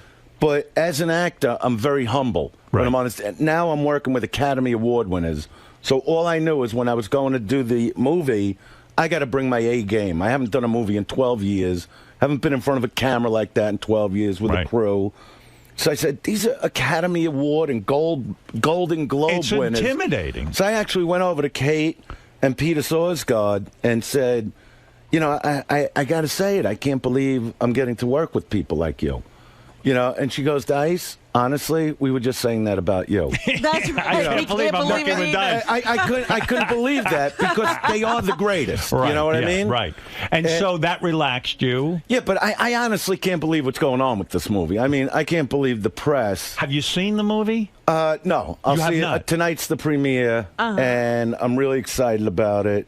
But That's nervous cool. about it because they're writing stuff about me. I mean, did you see this Wall Street Journal thing? No, tell me what's going on. The Wall Street Journal did a half a page on me. The reviewer? The critic? No, they did. It's almost like a profile. Right. Everybody's writing the July about you. No, I read Playboy. I love Maxim. I love the Playboy article. The Associated Press put out a thing. A photographer came the other night, and he goes, honestly, Dice, it's the biggest story in entertainment right now. That you're in Woody Allen mode. No, and I'm going, I talk to my wife. I go, I don't know what people expect. I'm not the star of the movie. Right. How much of the movie are you in? I'm in a nice part of it, but, Alex the star. You got great people. They're the stars of the movie. What was it like to act with Alec Baldwin? I think this guy's brilliant. You know what? Number one, we hit it off right away, and he started in with his Dice impression. I'm also friends with Daniel Baldwin, and I mean, he's a regular, Long Island guy, loves to hang out, so wasn't like this affected guy shows up. Right. Because a lot of these actors are so, narcissistic, so into who they are, that they show up, I want my tea. Right, you know what I mean? And they're wearing ballet asshole. slippers. You're from the 5 towns. You want your fucking tea. Asshole face. That's how, And but when very Woody regular directs, guy. when Woody Allen is your director, now you're in a work situation. Is it true that he just lays back and lets things go down, or does he give you any kind of direction on the set? He says things like, let's do it again. Right. That's the direction. And when he says let's do it again, it means he's looking for something new, but you don't know what he's looking for. No, but Woody will say if he doesn't like something. Right. He will. There was like a party scene. I said, am I allowed to ad lib, this and that, throw something? He goes, just don't curse. Okay. Just don't curse. He goes, I love everything you're doing. Okay. But don't curse. And I knew it wasn't that kind of movie anyway. Right. And it's funny, when we shot in San Francisco, I don't want to get into what the whole movie's about, but I took my son Max with me, my oldest son. Right. Because I know how well Max knows me. Right. So I would actually sort of walk over to him and go, what do you think? Like after takes, because Woody's watching on the monitor, he's watching the shot, and he's seeing, why do you he think actually you gave need, me. But why do you think you need someone to tell you how you did? Don't you know how you did? No, I'm saying for another take. Let's say I'm doing another take on a scene. Yeah. So I didn't want to bother Woody because he does work like that. He lets the actor find, the real part of the scene that he should eat up. Can you say to Woody Allen, hey, Woody, can I see the playback on that? I want to see my performance so I can You know what? I didn't say it to him. He's not that guy. You don't go over to him and say, stop playing shit back. Right. He wouldn't stand. That was a real funny thing that happened where I sort of changed up a scene for him. Yeah. Because we were doing a scene where we had to film in a limo in New York. Right. And we're in that limo, and we started late, so now there's traffic, so we couldn't just drive like the scene called for. Right. And we're in the back of the limo for 2 hours, and you know how it is with the camera guy, the sound guy. It's hot. Woody's in the front seat with the playback. And the difficulty is you just want to do the scene, and you have to wait and wait and wait. Yeah, and we couldn't move, and we're down near, what is it, South... the seaport over South here. Street Seaport, yeah. So I finally can't take it, and I go, pull the limo over. This is me. This is where I either win or get thrown off a set. Okay, so I come outside the limo and I lean down to Woody's in the car. I go, look, I got an idea, okay? Because number one, I'm starving. Right. You know. And he goes, what's the idea? Because he'll always listen. Sure. I go, because they needed good sunlight. I go, look at the pier. I go, you got all the sunlight in the world on the pier. I go, so why don't we break for lunch, get something to eat, and then we'll shoot the whole fucking thing out there. Right. I go, all you got to do is you got to get us getting back in the limo. Right. And he's sitting there and he goes, that would really work. And I go, yes, let's go fucking eat. We're in this car. It's 100 degrees. Waiting for the sun. What a great idea. Let's go eat. But that's the kind of guy he is. That's why he does great movies, because he doesn't have that ego like, it's my set, my rules. Were you allowed at any point? I mean, the greatest guy, I got to say. Were you allowed at any point to read the whole script? I heard you're only allowed to see the pages you work on. That's it. I find that remarkable, because don't you need to sort of know where you fit into a story? Well, I did, because through the lines you see like what's going on in the movie. I see. I mean, he's a brilliant guy. Did you ever go down to the set and watch other people shoot just to sort of prepare? No, they would have me come in just when I'm working. That's it. Like, it was San Francisco for a little and then New York for a little while. And very little rehearsal, right? No, you don't rehearse. You just show up, work with the actor, and that's why his movies are good, because he gets that natural performance. Right. And that's what I really loved about doing. You can't argue with his results. You think he can? No, he's amazing. And you think he can overthink things? Is that it? If this way you don't, it's sort of you're thrown in, you go it and you do it. This guy, just like you show up here, you know exactly, what you're doing. Right. I mean, you don't need anybody to tell. This guy knows his thing. He's been doing it so long. And if he doesn't like an actor, he'll just reshoot it with a different actor. He'll just get rid of you. Wow. And I can't blame him. Yeah, you know Louis what I mean? C.K. said he was happy for you getting the better part. He said, I didn't do a good job in that role. No, Louis great in the movie. Yeah. He's How do you know you haven't seen it? What do you mean? You haven't seen the movie yet. Well, he told me on the phone. He told you he was He told you he was good. Yeah, I talked to the guy. You know what I mean? He knows if he does good or not. So tonight you've got to be excited. What will you wear to the premiere? Will you in go... this outfit, or are you going with will you go different? as the actor, or will you... Seriously? No, I'm not going to dress like in a tuxedo. I got an outfit to wear. Yeah, In other words, it's more not the leather... I mean, I do love leathers. I won't be wearing a leather jacket. I'll put it to you that way. Right, you won't be doing the gloves and... well, I might be wearing gloves. Right. I always wear gloves. And who are you going to bring? People's hands are too sweaty. I can't Who are you going to bring? Your wife? I'll bring my wife. Your wife? The kids? Or are they not? I'll bring my wife, a couple other people, my sister. You want to see it like with family and stuff. This is exciting. You're excited. I can't believe this shit, what's going on. Have you heard from other studios and scripts and things now that you've done Entourage? Now you've done Woody I have Allen. a lot going on. I got a lot going on. Number one, I got to ask you something. Here, look. You see my shirt? Rolling with Dice and Wheels, the podcast. All right. You like doing a podcast? Well, let me tell you, I do. I love it because I could do anything on it, say anything, and it's become a freak. Right. I mean, in 2.5 months, we're over 200,000 followers. That's fabulous. That iTunes called and said, by October, you're over 1 million people. Wow. That's how fast. It's like we do it anywhere. People download it. It's with me and Michael Wheels Parisi. How long is the podcast? Is it as long as you it's want an hour show or longer or less. Right. And I go nuts. We film it. We don't film like camera. We record. It's audio. Right. And that's why it's called Rolling with Dice and Wheels. People could get it on iTunes, Rolling with Dice and Wheels. It's a good way for you to communicate with your fans directly. Well, I talk about a lot of stuff, but we do it anywhere. We've done it at a foreclosed house in Vegas. Where why do it? Why do it anywhere? Why does the audience care? Because I don't like being confined. This is a big studio, but your old studio used to be small. Right. I could never be locked up like that. That's why I love, when my sitcom got canceled, Bless This House, I was thrilled. I went home like I just scored. Right. Yeah, everybody else was falling apart. We were canceled. I'm like, I'm going jogging. Right. Because I hated being inside. I hated being stuck in a So the idea of the podcast is you'll go to different locations. No, so we break into a foreclosed house, the backyard, a foreclosed house. We barbecue in the backyard. I do it there. We did it in the middle of the desert. Do you have an audience? Yeah. I'm telling you what we got. You invite people? No. We just go in it. We go to this place, Carlos and Son in Vegas. it's like this biker bar, and we just set up outside. But you just can't set up outside. No, you do. You It's do, and audio. you don't ask permission. It's audio. You just set up, and then do people come over and go, "Sir, you're not allowed to be doing this"? Well, there was this one guy at that place. The doorman came over and he's like, "I didn't get a memo on this." You know, like what? So I put like $100 in his hand. I go, "Is that memo enough? We'll be here for an hour." You know. All right. Yeah, we go all over, but it's just a freak. And do you have a sponsor? You know about podcasting, right? Yes. Okay, so Adam Carolla was just here. He's the pod father. I just did his show a few weeks ago. I love Adam's show. Good guy. But they did a breakdown of all and this is taken on, like the podcast guys like Carolla, Joe Rogan's the one that really got me into it. Right. He said, Dice, you have to do a podcast. Right. He goes, you'll be gigantic if you do a podcast. So I got into it. And Wheels, you know, who just manipulates Wheels is an me old-time into friend. Yeah, but he manipulates me into anything. So he started his own podcast just to get me to do one with him. I see. And when I saw how easy it was and how much fun it was, so we developed Rolling with Dice and Wheels. And so when I started this thing, I'm going, Wheels, is this really going to work? Like, how people going to Seems like a waste of time. No, but we're on SoundCloud, we're on Stitcher, we're on iTunes.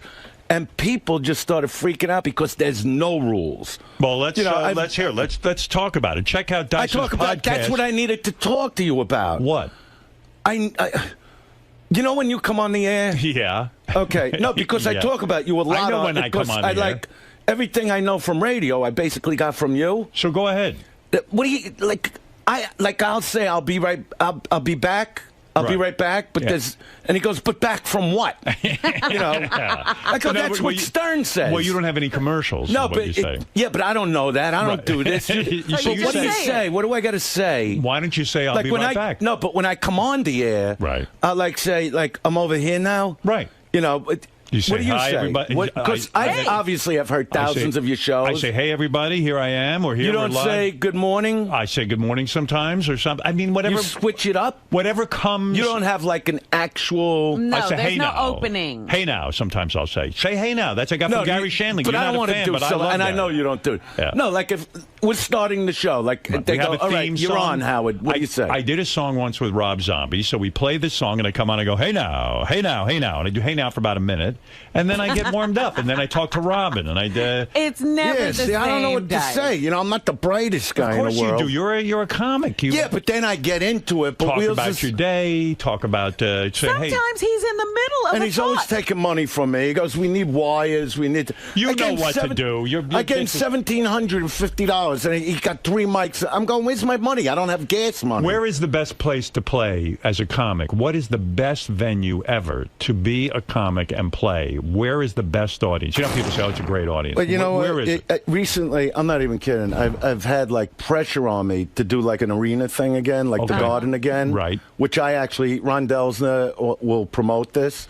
And I actually said, we can't do it yet. I'm not physically ready to do it yet. The Garden, though, can't be the best place for a comic. It's going to be difficult. Clubs are always the best. What is the best club in the United States to play? Well, I wouldn't say in the United States, but I have my favorites. Like what is your favorite? You know, well, on the East Coast, and I'm doing it, so I might as well say it. I'll be at Governor's. It's on sale now. Is Governor's your favorite? Governor's, you know what?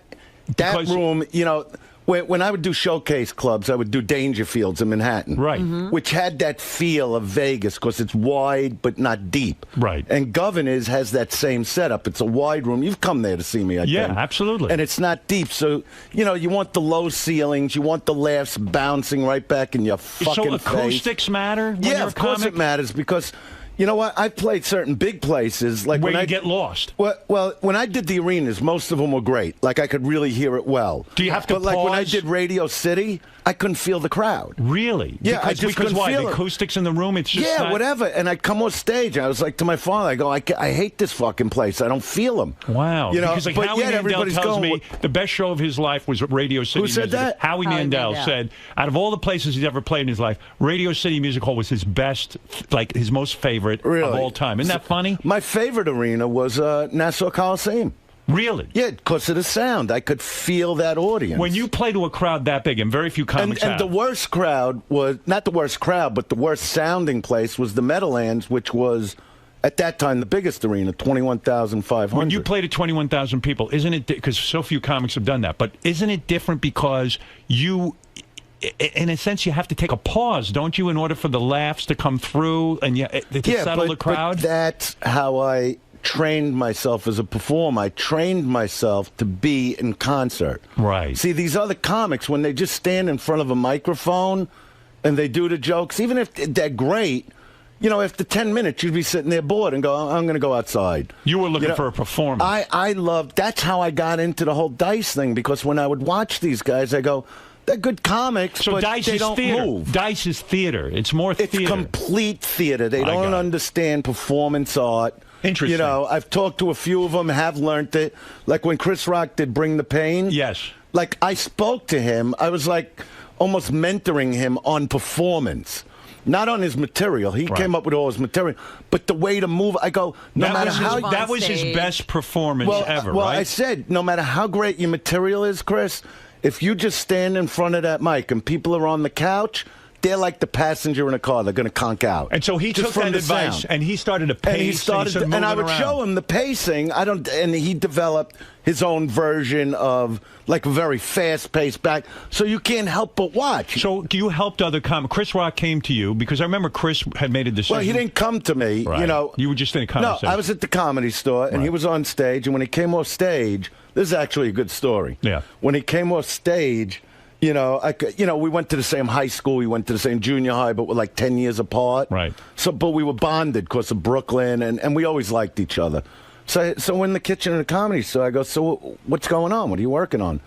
He goes, I'm doing it, like low key. He's going, doing another HBO special. I mean, how many specials they going to give me? Because he did a few that didn't work. That's right. So I look at this guy because I know how to, and I really like him. And I go, let me ask you a question, Chris. Does it bother you that when you walk out of here, every comic looks at you like you're a zero? Wow. And he goes, what are you talking? I go, because that's how they look at you. You're a zero to them. Wow. You've been up Eddie Murphy's ass all these years. That's all comics say about you. Doesn't that bother you at all? And he's going, Dice, why would you say that to me? I go, because when somebody like HBO says, we're giving you a special, it's because they think you are special. And then I started talking to him about it. I started talking about the performance and pacing and dressing up. I go, don't dress like they dress like on these comedy jam shows with your pants around your ankles. Look special. Right. Perform special. He gave me a thank you on the special.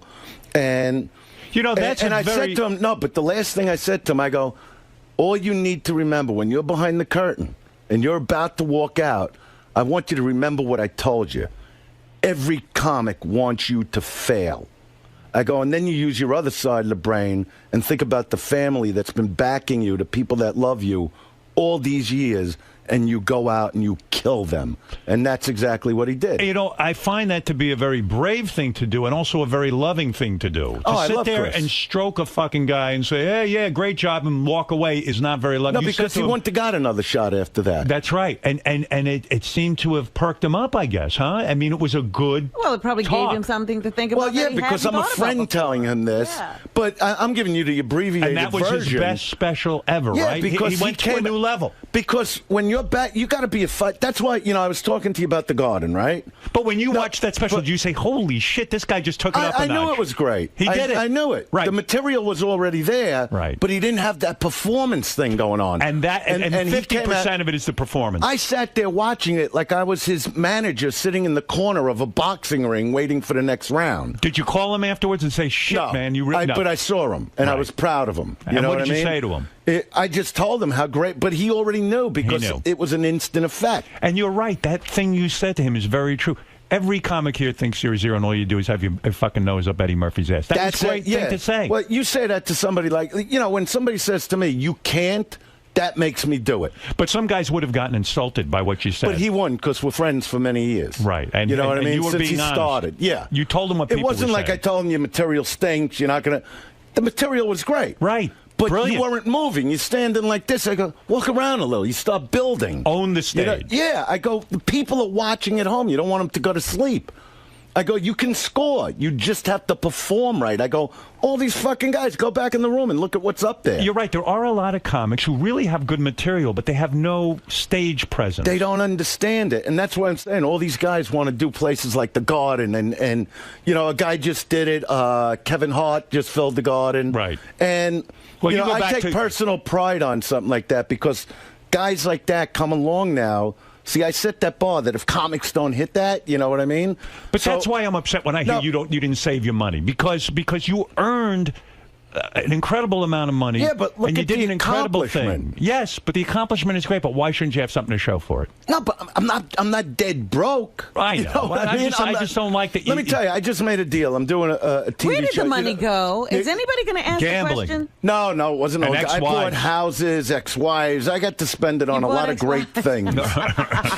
Some of them you have, some So of them you I don't give a fuck. You know what I Okay. mean? All What was right. important is really bringing my boys up. That was my world for And the you last got to do it. 12 years. You know what I mean? Yeah. And so don't get me. When you play these places, like I said, recently I've been asked to do the Garden again because the heat is built to that, and I know I can. Right. But, you know, I'm going to come here. I'm doing Governors. I'm doing the Stress Factory. This is all in September. It's on sale now, people. That's where your Because I'm comfort not going zone to is tour right a lot now yeah. because I'm doing these other shows. You still have to write new material, or do you well, I rely got on a lot plenty of the old material? Well, in the special Indestructible, Right. you know, I did a couple classic bits. I did the midget bit, I did the poems, but most of it's new. When I talk about this whole new fucking generation of women, you know, that grew up on the internet, that grew up on porn, that bleach out their assholes. That's what they're busy doing. That drives you crazy. Tinting their assholes like it's a car window. It drives you bleach crazy. Yeah, they bleach it, they buff it, they put it on their Facebook page as a profile pic. This is what you're doing. Yeah. You know what I mean? It's a big so I waste of talk time. about. So I come up. The world has written the new material for me. Right. You know what I All mean? you have to do is observe it. Oh, it's unbelievable. Would you ever hire a writer to help you write material? No. I did it years ago for my second special because I had to get it ready in 7 weeks. Right. But I take a lot of pride in writing my own material. And how does that work? Do you do? Well, how does it work? Jerry says wherever he goes, Jerry Seinfeld says wherever he goes, Well, he's Jerry- constantly writing material. Well, Constantly. and he takes a joke, and I mean, I've always said he's one of the real greats. Like, obviously, I do blue humor, he does clean humor. Right. But anything he talks about, even like his older stuff, talking about being in the shower, how you can't get, he Instantly just relatable. picks but he picks every little thing apart. I could get angry about something. Right. And go on stage and just go nuts about it and kill. Right. I don't think about it. I know it's great.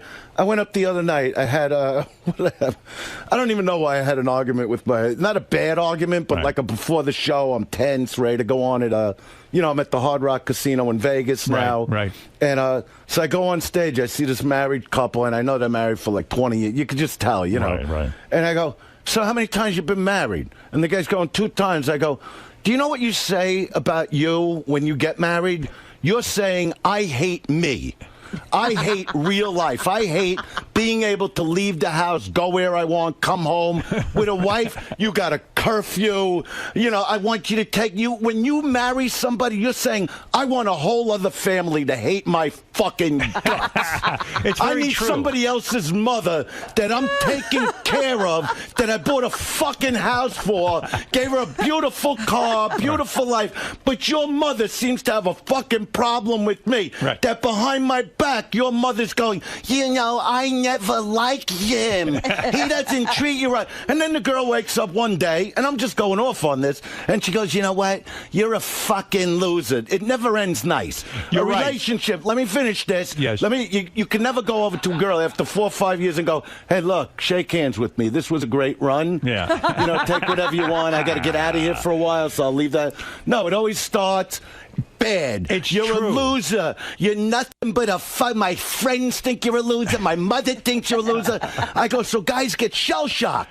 They don't know what's coming. Instead of turning around and go, I'm a loser, so let's figure this out. You took about 2,500 loser loads in your pussy, another 17,000 bounced off your palate into your belly, and another 8 loads from what I remember right in your asshole. Honey, every time you take a shit when you leave me, I'm fucking involved. Wow, you must have been on a mad tear. there. You know, all you- it was but over you with went the way. there? But All the- I need is one little button push, like driving to the show. She goes, "Why don't you go this way instead of that way?" I'm driving for 40 years. You think I know how to get to the casino? But you're right. It's true. When someone gets married, it means maybe they. But I'm hate also their an life. angry. Yeah, think about that. Right, right. I mean, me and you've been married a couple of times. What does that say? You could go. Not only are you on this show, you're on America's Got Talent. I know every chick comes on to you because I get the same shit, right? Right. And you got to just look and go, and nothing wrong. We both have beautiful wives, but it's like, why would you say to your own life, especially after we've been through it, going, you know what? I hate me so much. I'm getting married again. I want somebody to tell me what to do.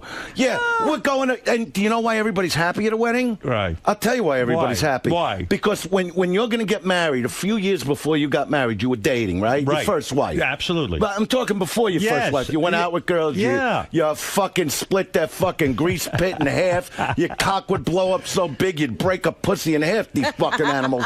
Now you get married. Yeah. You know, and what? Oh, where you going on your honeymoon? Everybody's happy because as you're dating the other girls, maybe you got that uncle you tell a couple stories to. Oh, I met this chick at a club. I fucking banged her on the metal staircase, and he's already married 29 years. Yeah. And he's like, that's great. I gotta get home to her. You've and joined then at the- the wedding, it's like with comics, no, they get jealous. because misery loves company. That's why they're picking you up in chairs at your own wedding. And Mazel dancing with tov, you. happy, you know, and 3 months later, it's That like, chair- take out the garbage. Check out. And I'm like, jump in a bag. Dice. Fuck. Tonight's your the premiere. Fuck I Tonight's gotta your go premiere. through. My Tonight's your premiere. What premiere. about it? I'll be there. Check You know, out Dice's podcast, Rolling You didn't with even Dice play and the Wheels. song. I promised the kids you were going to play the song. Give me the song. I'll play it on the You know I'll what I play mean? a little of it. Give They me want to that. know what you think of it. Seriously. Give me. I'm a Wait, judge. no. There's a bunch of songs. You want to play? What track? Junkyard 3. Number 3. Because we always talk about, like I Check tell. out Dice's podcast, Wait. Rolling with Dice and Wheels. Wait, I'm trying to promote it. RollingWithDiceandWheels.com. Dice's stand-up special, Indestructible, is available on DVD August 7th and can be downloaded at lolflix.com. And for Dice's upcoming comedy tour dates, go to AndrewDiceClayOfficial.com. Hold on. Okay, now when you play this, I got a reason why you're playing this. It's only your kids on here, or is It's there only other my people? kids. It's only my kids, and yeah, the guitarist and the singer is my youngest son Dylan. He writes all the songs. The drummer is Max, and the bass player is Kyle Kreis. All right. I want to see what you think of this. Let me talk up. WNBC. Coming at you. What's the name of the band? LA Rock. LA Rock. LA Rocks with you. 10 past 9 o'clock in the morning, baby. It's very heavy. It's only 3 pieces. It's only what? 3 pieces. Looking at your pastime, rusted and decayed, barking from the goddamn makes you go insane. If you picked up a scrap, would it make you choke? Down in the junkyard where the dead things lay. Are you their manager? We're looking for the right manager. See, I like rock like this, but my point is the kids aren't buying rock anymore. Everybody's rapping. now and it's coming. back. Final day. Oh yeah. Very nice. You want to hear a quick one, a fast one? Hold it. Woody Allen's on the phone. He wants to say hi to you. Okay. Woody. Mr. Allen, I should say. I'm sorry. Mr. Allen. Hi, this is Woody Allen. Yes, hi. What's up? You're a real hoot. Yeah, thank Who are you. you talking to? Hickory dickory dock. I can suck my own cock. All right, Hickory listen. dickory do. I can suck your cock too. All right, listen, Mr. Allen, we have Dice here. We're excited about your movie because Premiere Dice tonight, is in it. right? It's premiere tonight, right? You got it, hot buns. Right. And so I this never is... heard Woody say that before. Yeah, well, he's doing a performance now. Is that That's correct? right, fuckface. Right, okay. So you do He curse. never even spoke to me like that. Yes. Now, Mr. Allen, can you say something about Dice's performance? Because he's very excited. I once sucked a black cock.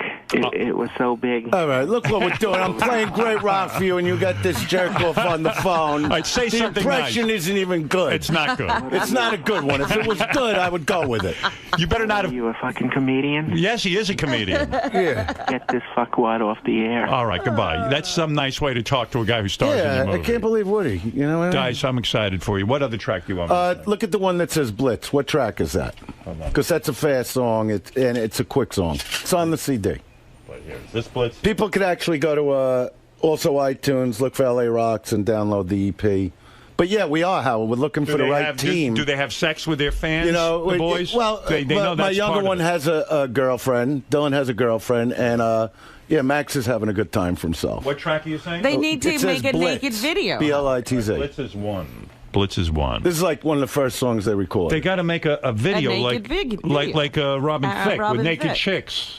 Why didn't you tell them to do that? I'm sure we'll get to all that. There you go. Want me to talk it up? I want you to see what you think. All right. That's good. That's a good riff. How about a video of it? Back in 1996, I was 2 years old. I got a video idea. Hold it. Who would ever know that today I'd be conquering the world? Hold on one second. Robin, a naked Dice dancing to this. Ah! What do you think of that? I No check. think that's better. great. That's You're very better. helpful. Take your with clothes this. off. Stand around the fire, I grit, so I can't stop.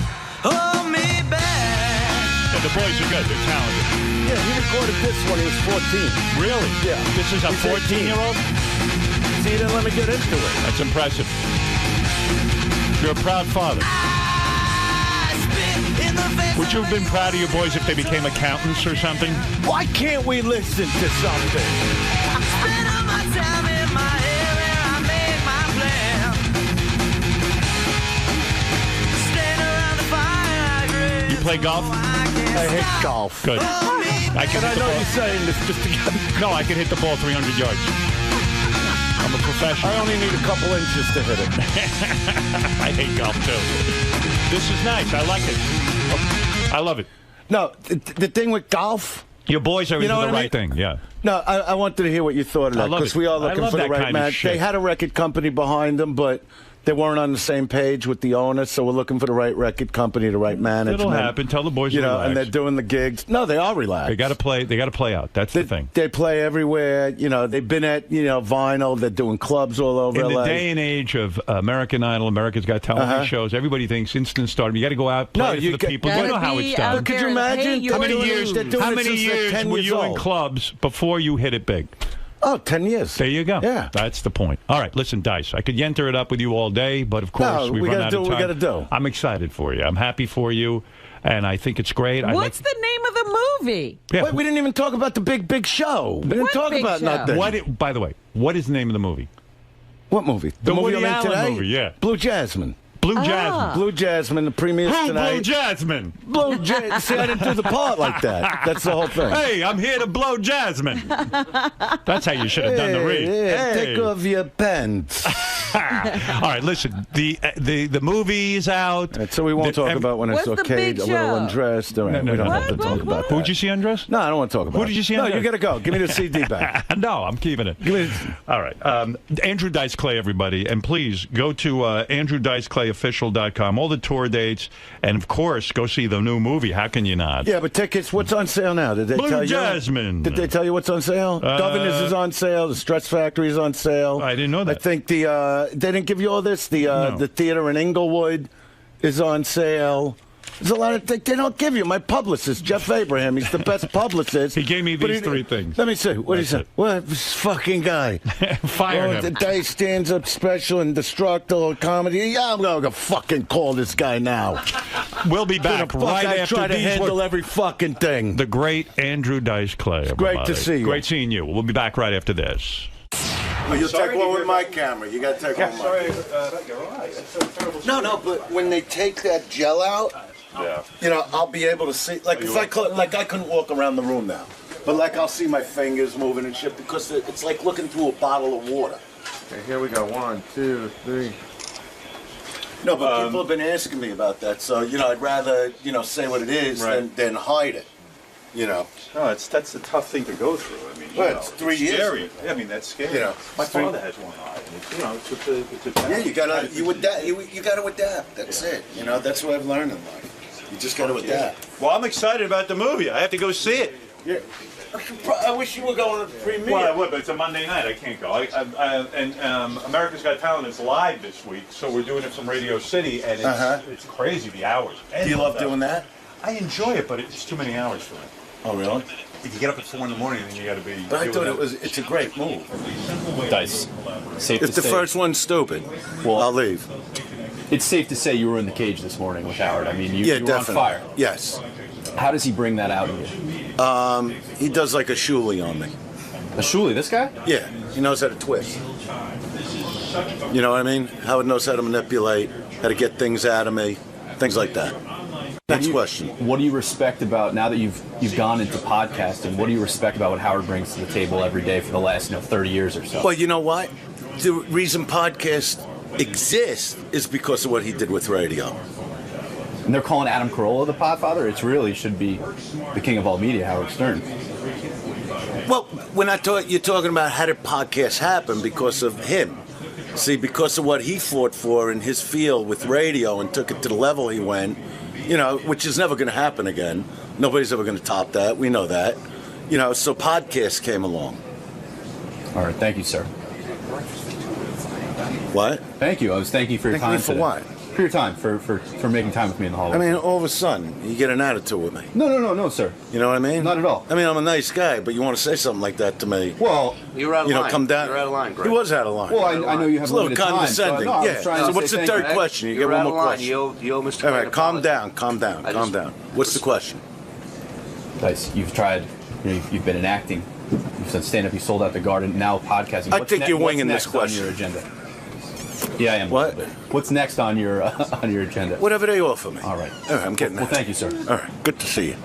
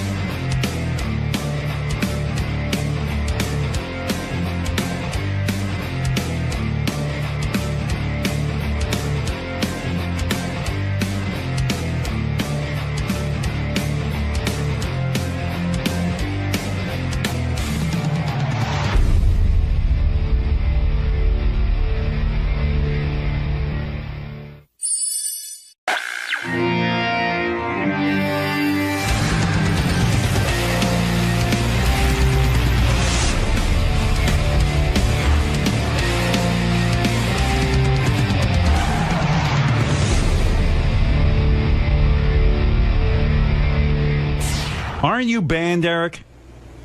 Hello? You're banned from the show. He just sent us a big note. I was going to give it to you in the break. I'll just tell you the title, then you can talk to him. If the title is Things Need to Change Now. What's it say? Let me hear it. I'd rather hear. It's really long. It's long. It goes. Look at how long this is. Can you see? Can you pull out some highlights, or is it too difficult? Yeah, give me a second. Give me 2 seconds. How long did it take you to write that letter, Eric? About an hour. Wow. I mean, it's this crazy, long, dense. Here, I'll give it to you. He talks about how he never threatened to sue us. He just talked about threatening to sue us, and that we took it too seriously. That his family gives him a hard time. That we should know better. It gets into a whole bunch of stuff. Look, here's the thing. Bottom line, Gary, because I'm not talking to Eric. I'll talk to you, and you can talk to Eric. Okay. All right. Number one, nobody threatens me. Number two, he did threaten us. He said that if my listeners bother him, he's suing me. I don't tell my listeners to bother him. I don't tell him to have a Twitter account. Tell him that. By the way, this is my fault. I made more out of what he said in the email, and he was unfairly ganged up on.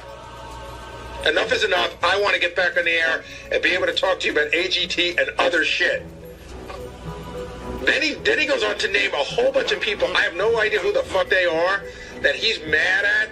that they, in his time of need, have sort of abandoned him and don't answer his emails. But I don't know who any of these people are. Let's hear. Are you that dumb, Gary? One of them's Tabitha. You don't know who that is? Are you Well, that? since there's no last name, you little fucking douchebag, no, I don't know who it is. It just says Tabitha. Do I know every... Here it says, I want to address Jeremy, Tabitha, Robert, and Mr. Strauss. How the fuck am I supposed to know who these people are? Her name is in the email address. Yeah, because that's what I'm doing. I'm so consumed with you. I'm checking names in the address. You are small on size, but big on ego. No, I'm not, jackass. You are the most egotistical little fuck ever. Believe it or not, we have a whole day here where we don't think about you. Gary, well, who's Robert? Robert Mills. I don't know who that is. Oh, Bob Mills from ABC. Okay. Who else? Jeremy Borash. Robert Mills has abandoned Eric? Yes. He goes, I'm going to be calm and not lose my temper with you like I am known for. Jeremy and Tabitha, I considered you two to be friends, but over the last, I don't know how many months, because I lost count, you two have not been easy. Who's Jeremy? Easy to get back to me. Okay, Jeremy, I'll cut you a little slack because you did message me about a month ago, but then you stopped quickly. Who's Jeremy? Jeremy Borash. Who's that? What's that? TNA Wrestling. TNA Wrestling. Okay. Now for Robert Mills. Of course I know that you have replied to some of my Twitter direct messages, but trying to get to talk to you has not been easy. I get it because he's running a network. Yeah, because he works at ABC and he's got an important job. I have an idea that I want to share with you for new ABC or ABC family reality shows and game shows. Ask Eric what the idea is. I got to hear this. Eric, what's the idea? Well, the most recent one I thought of would be a competition to find the next big voiceover actor for the Disney and Pixar cartoons. Oh, boy. For a TV show? It's the worst idea ever. Imagine tuning in and trying to find a voice guy. Here's my favorite part, Howard. Here's how the letter ends. It's a whole sympathy thing. And listen, it may be true, but to all of you, I have a heart issue. One thing that clearly is not good for me is to stress out or be stressed. So, Eric, if you don't want to be stressed out, then just ignore us. Being ignored by people that I thought I was on good terms with does not help keep me stress-free. I was on really good terms with him. I even call him Eric the actor. The greatest champion of his. Yeah, I'm the greatest champion of his. And what does he do? He starts threatening to sue me. So I said, hey, man, dude, let's stop the friendship right now. Now you're stressing him out. Now I'm stressing. And I would like to talk to Eric, just so you know, Howard read your email, so I didn't make more out of it. He read it. He understood what you were threatening. And a threat is always talked about. Don't say you talked about threatening. You didn't threaten.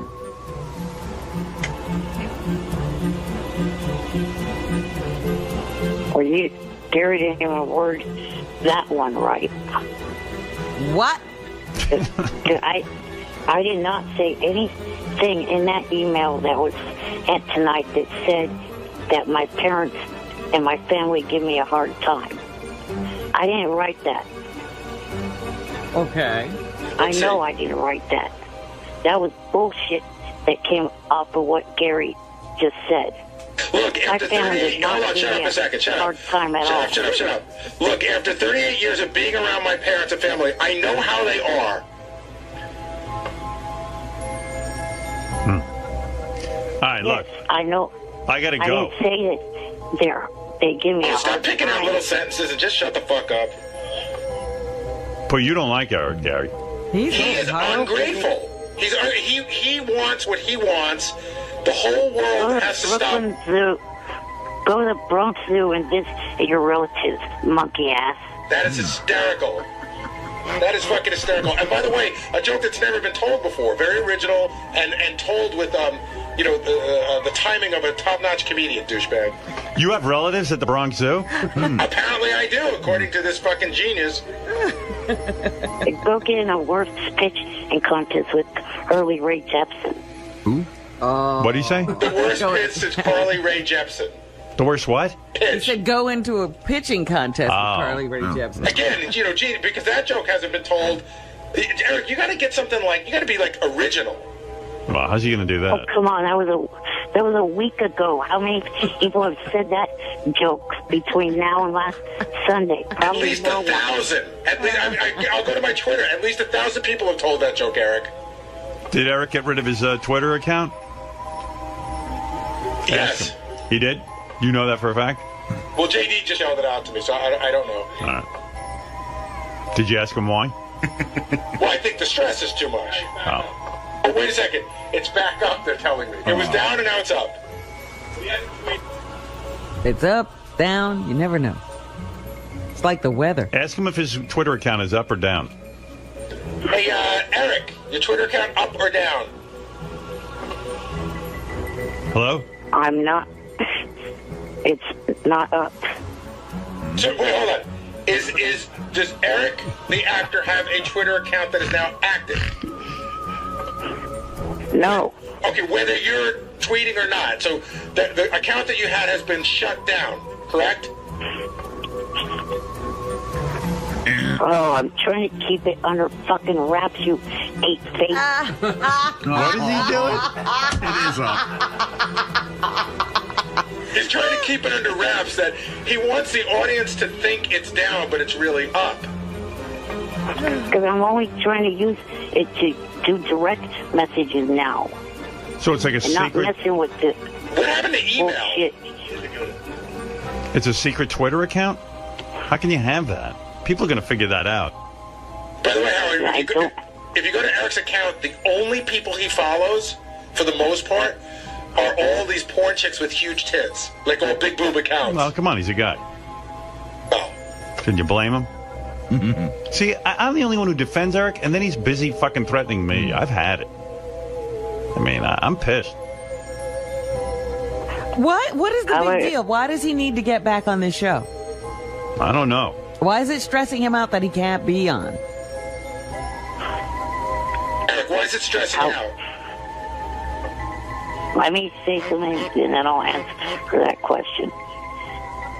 Howard, I apologize for that bullshit. All right. But wait a second. You apologize. You do admit that you threatened him, and you apologize for that. Is that correct?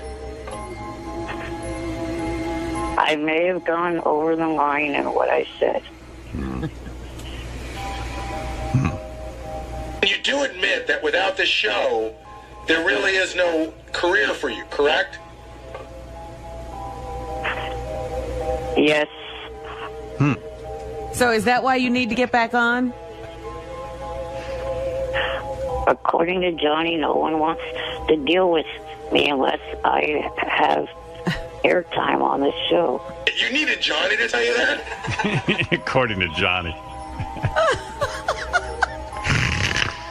Johnny told you that?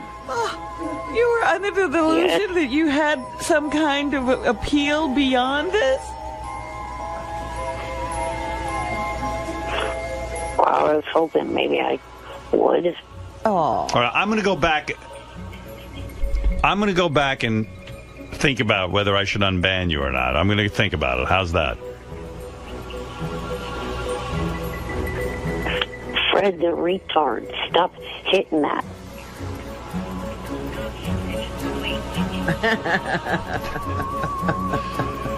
Eric, I'll go back and think about it, all right? I'm still very hurt. I have one question for him. Eric, you're going to be okay, once you get back in Johnny's good graces. You're still okay with Johnny representing Jeff the drunk? Because I know that was a big issue. No. Every agent has multiple clients. They don't just have one. They can't just have one client. Unless you're like Tom Cruise or something. No one is going to give that idiot a job. Either fucking risk. He can either show up on set drunk or high or both. Well, that's not true, Eric. John Strauss from In Plain Sight is prepared to cast him right now. Is that right? Yeah. You're telling me Jeff the drunk, just from signing with Johnny for a few days, already has acting work? Yeah, so In Plain Sight is done. John's working on a movie. Eric's been emailing and annoying the shit out of him as well. Right. And but Johnny represents him, and Strauss is considering using Jeff in his movie. Wow. The only upside of having Jeff is he comes with his own fucking trailer. Eric, Do you realize the chain reaction you've set off? Now you've missed out on another movie role because Jeff the Drunk is getting it because you fired Johnny. I guess Johnny was working on a big deal for Eric, and then he blew it. By the way, Johnny's also in talks with the possibility of a new client, which is High Pitch Eric, and he told Shuley, I had a conversation with him, I'm not sure, but I may have been offered sexual favors to represent him. Wow. So are you jealous now of Jeff the Drunk and High Pitch Eric being represented by Johnny? Well, I really don't have any bad feelings towards High Pitch anymore, but Jeff, I've never liked that dumb fuck. Will you be willing to work with Johnny again? Johnny is presently not your agent, am I correct? You fired him. He's kind of on thin back, but on a short leash. Okay. Are you forcing him to drop Jeff the Drunk?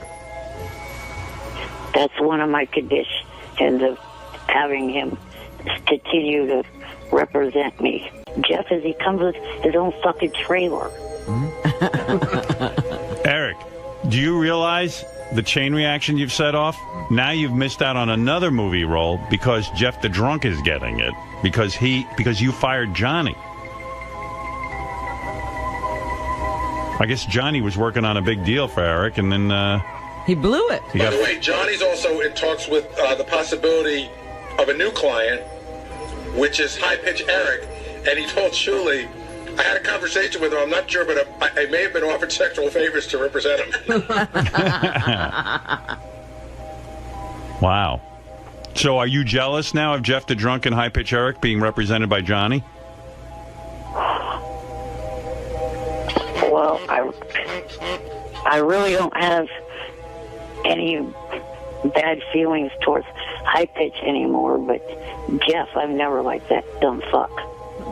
Will you be willing to work with Johnny again? Johnny is presently not your agent, am I correct? You fired him.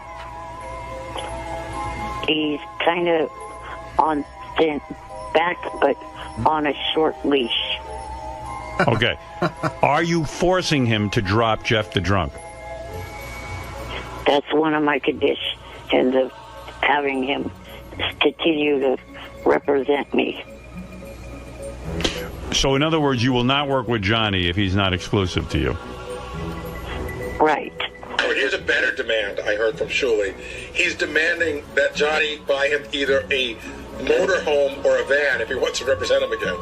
Wow. Wow. I don't think Eric's had too much luck finding any other representation. Has anybody called you to represent you since you dumped Johnny? No. All right. Well, this saga is fascinating, but I have to go. I was going to try to see if Howie's wife wanted to represent me. I heard she was an agent. I could get her on the phone, but first I have to make up with you, and I'm not sure I'm there yet. But if I do make up with you, I might get Howie's wife on the phone and let you talk to her. Okay. All right. Howard, was the apology all he needs to do to get back on? No, Howard's thinking about it. I'm thinking He doesn't about it. know. I don't know how I feel right now. I do miss Eric, but I do feel hurt by him. Oh. You know, if Mary Jo Buttafuoco could forgive Amy Fisher, maybe I could forgive Eric, but I don't know yet. Hey, I got an idea. Yeah. Can JD rub his spoons on Eric's cock? In order to get... No? All right. No, I just have a... All right, I got to go. I have a comment about one of your AGT picks. I got to go, Eric. You don't get to comment till Howard decides if you're back. Right, you're not back yet. I'm thinking about it, though. Try to be on good behavior. Well, it's just...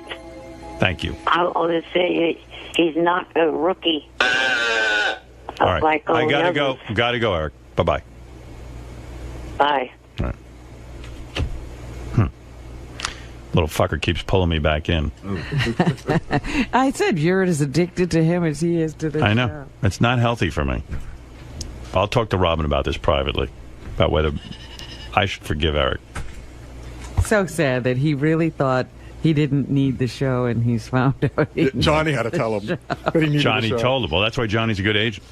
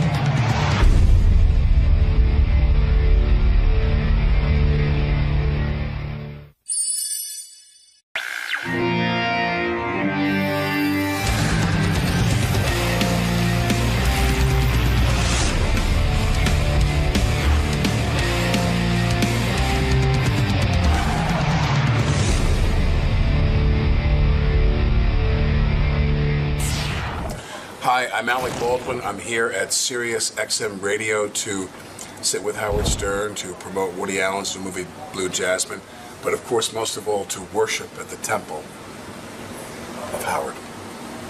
We're panning over. Yes, sir. There we go. You're ready to go this morning, Mr. Baldwin. Yeah. All right, we'll see you in the studio. Thank you. Thank you. Is he going to run for office? You know, the whole thing of he's going to quit acting. He's been. They've been talking about that forever. Right. So what does he think of Wiener? Well, I think does it bother? They have the same politics. Does it bother him that Wiener, took his dick out? So he was supposedly up for discussion for a late night talk show. Oh, that's good. He says the Academy Awards will have a lot of problems finding an actual host because they just pan everybody that does it. You know, Howard, for the late night show, why not him? What? Because they're paying everyone. So they pan everybody that they pan. Okay. But why not him instead of Seth Meyers? He's good buddies with Lorne. Yeah, that's good. You know, there was another paparazzi incident in February. I don't know if you want to get into that, where supposedly he called the guy a coon and a drug dealer. Say, Alec, can't you just walk away? All right, one of the greatest actors of our generation is Alec Baldwin. He's in the new Woody Allen movie, Blue Jasmine. I'm always anxious to talk to him. I have so many topics to go over with him. He is a top-notch premier actor. He looks good because he has lost weight under the tutelage of his wife. Yeah. Am I sitting here? Yeah. Anywhere you want to sit. Anywhere. My friend. Well, you're You could A-list. sit on Howard's lap. Sit on my What do you wanna lap. do? Sit anywhere. Turn off the phone and relax. Yeah, I'm Be gonna turn free it of off. Be free of it. I'm going to take that from you because I wrote something on that I need. Oh, okay. I wrote some things to make fun of everybody here. Alec, it's great to see you, number one. It's so I haven't seen you since I saw you at Katie's house. At the dinner party. At the dinner party. Yes. We were hobnobbing. We had a good time. We were hanging out in what people call the Hamptons. And you know what's which funny I hate about that word. Don't you hate that word when people say the Hamptons? Yes. When people ask you where do you live, what do you tell them? You say where? Long Island. Right, exactly. I say because, East Hampton. Well, because it seems very elitist, right? And we're guys who grew up on Long Island, and we're uncomfortable with the Hamptons because we were passed out in Field 4 drunk, and right. Yeah. Well, I didn't even know about. I grew up on Long Island. I never heard of the Hamptons. Never until literally maybe 10 years ago or something. Yeah. You know what I mean? I was at the Oak Beach Inn, face down in the sawdust at the OBI. That's right. Hamptons. What's it? You know, I was thinking about you. And, there's so many topics that happen that I kind of keep a list. So when I get my hands on you, I can ask you about them. Let's try to touch every one of them. All right. First of all, you were being mentioned as a possible late night replacement for Jimmy Fallon. How aware of that were you? Well, I have tried. I made a deal with NBC to develop shows with them. Right. And whether I did half hour or 1 hour or whatever it was an open-ended conversation. And the conversation moved toward me taking the podcast that I do on WNYC and making that into a TV show. Okay. So when Jimmy Fallon announces that he's going to take over The Tonight Show, there's an hour time slot there. But it seems to me you're sort of too big for that time slot. Well, no. What they did with Seth was the right thing to do. I just said to them, could you have had that slot if you wanted it, do you think? No, I don't think so. Did Lorne Michaels ever approach you about doing something? They asked me about, sometimes those shows, what happens is, and you know more about this than I do, is that when they do the 12:30, let's say, Monday through Friday, the Friday's a drop-off. So they either repeat on Friday, they don't do a fresh show, or they'll do something different. And there was a talk about Friday 12:30, me doing once a week for them. That would be great. Well, that was the conversation, but now I'm having that conversation with somebody else. So Seth Meyers probably wouldn't want that. Most of these guys want a 5-night-a-week gig. Well, most of them want 4. Right. And they want to double tape on Thursday, like although you know these guys. Like Letterman and all like that. They do 4 days, they double tape.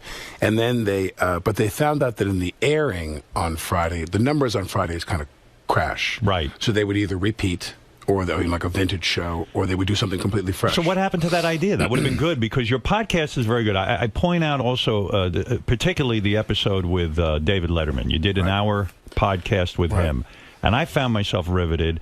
I didn't want the hour to end. It was was that your highlight so far, getting Letterman on there? Well, the ones that we had, Letterman was certainly someone who, he's not easy to get him to sit down for an hour. How did you get him to sit down?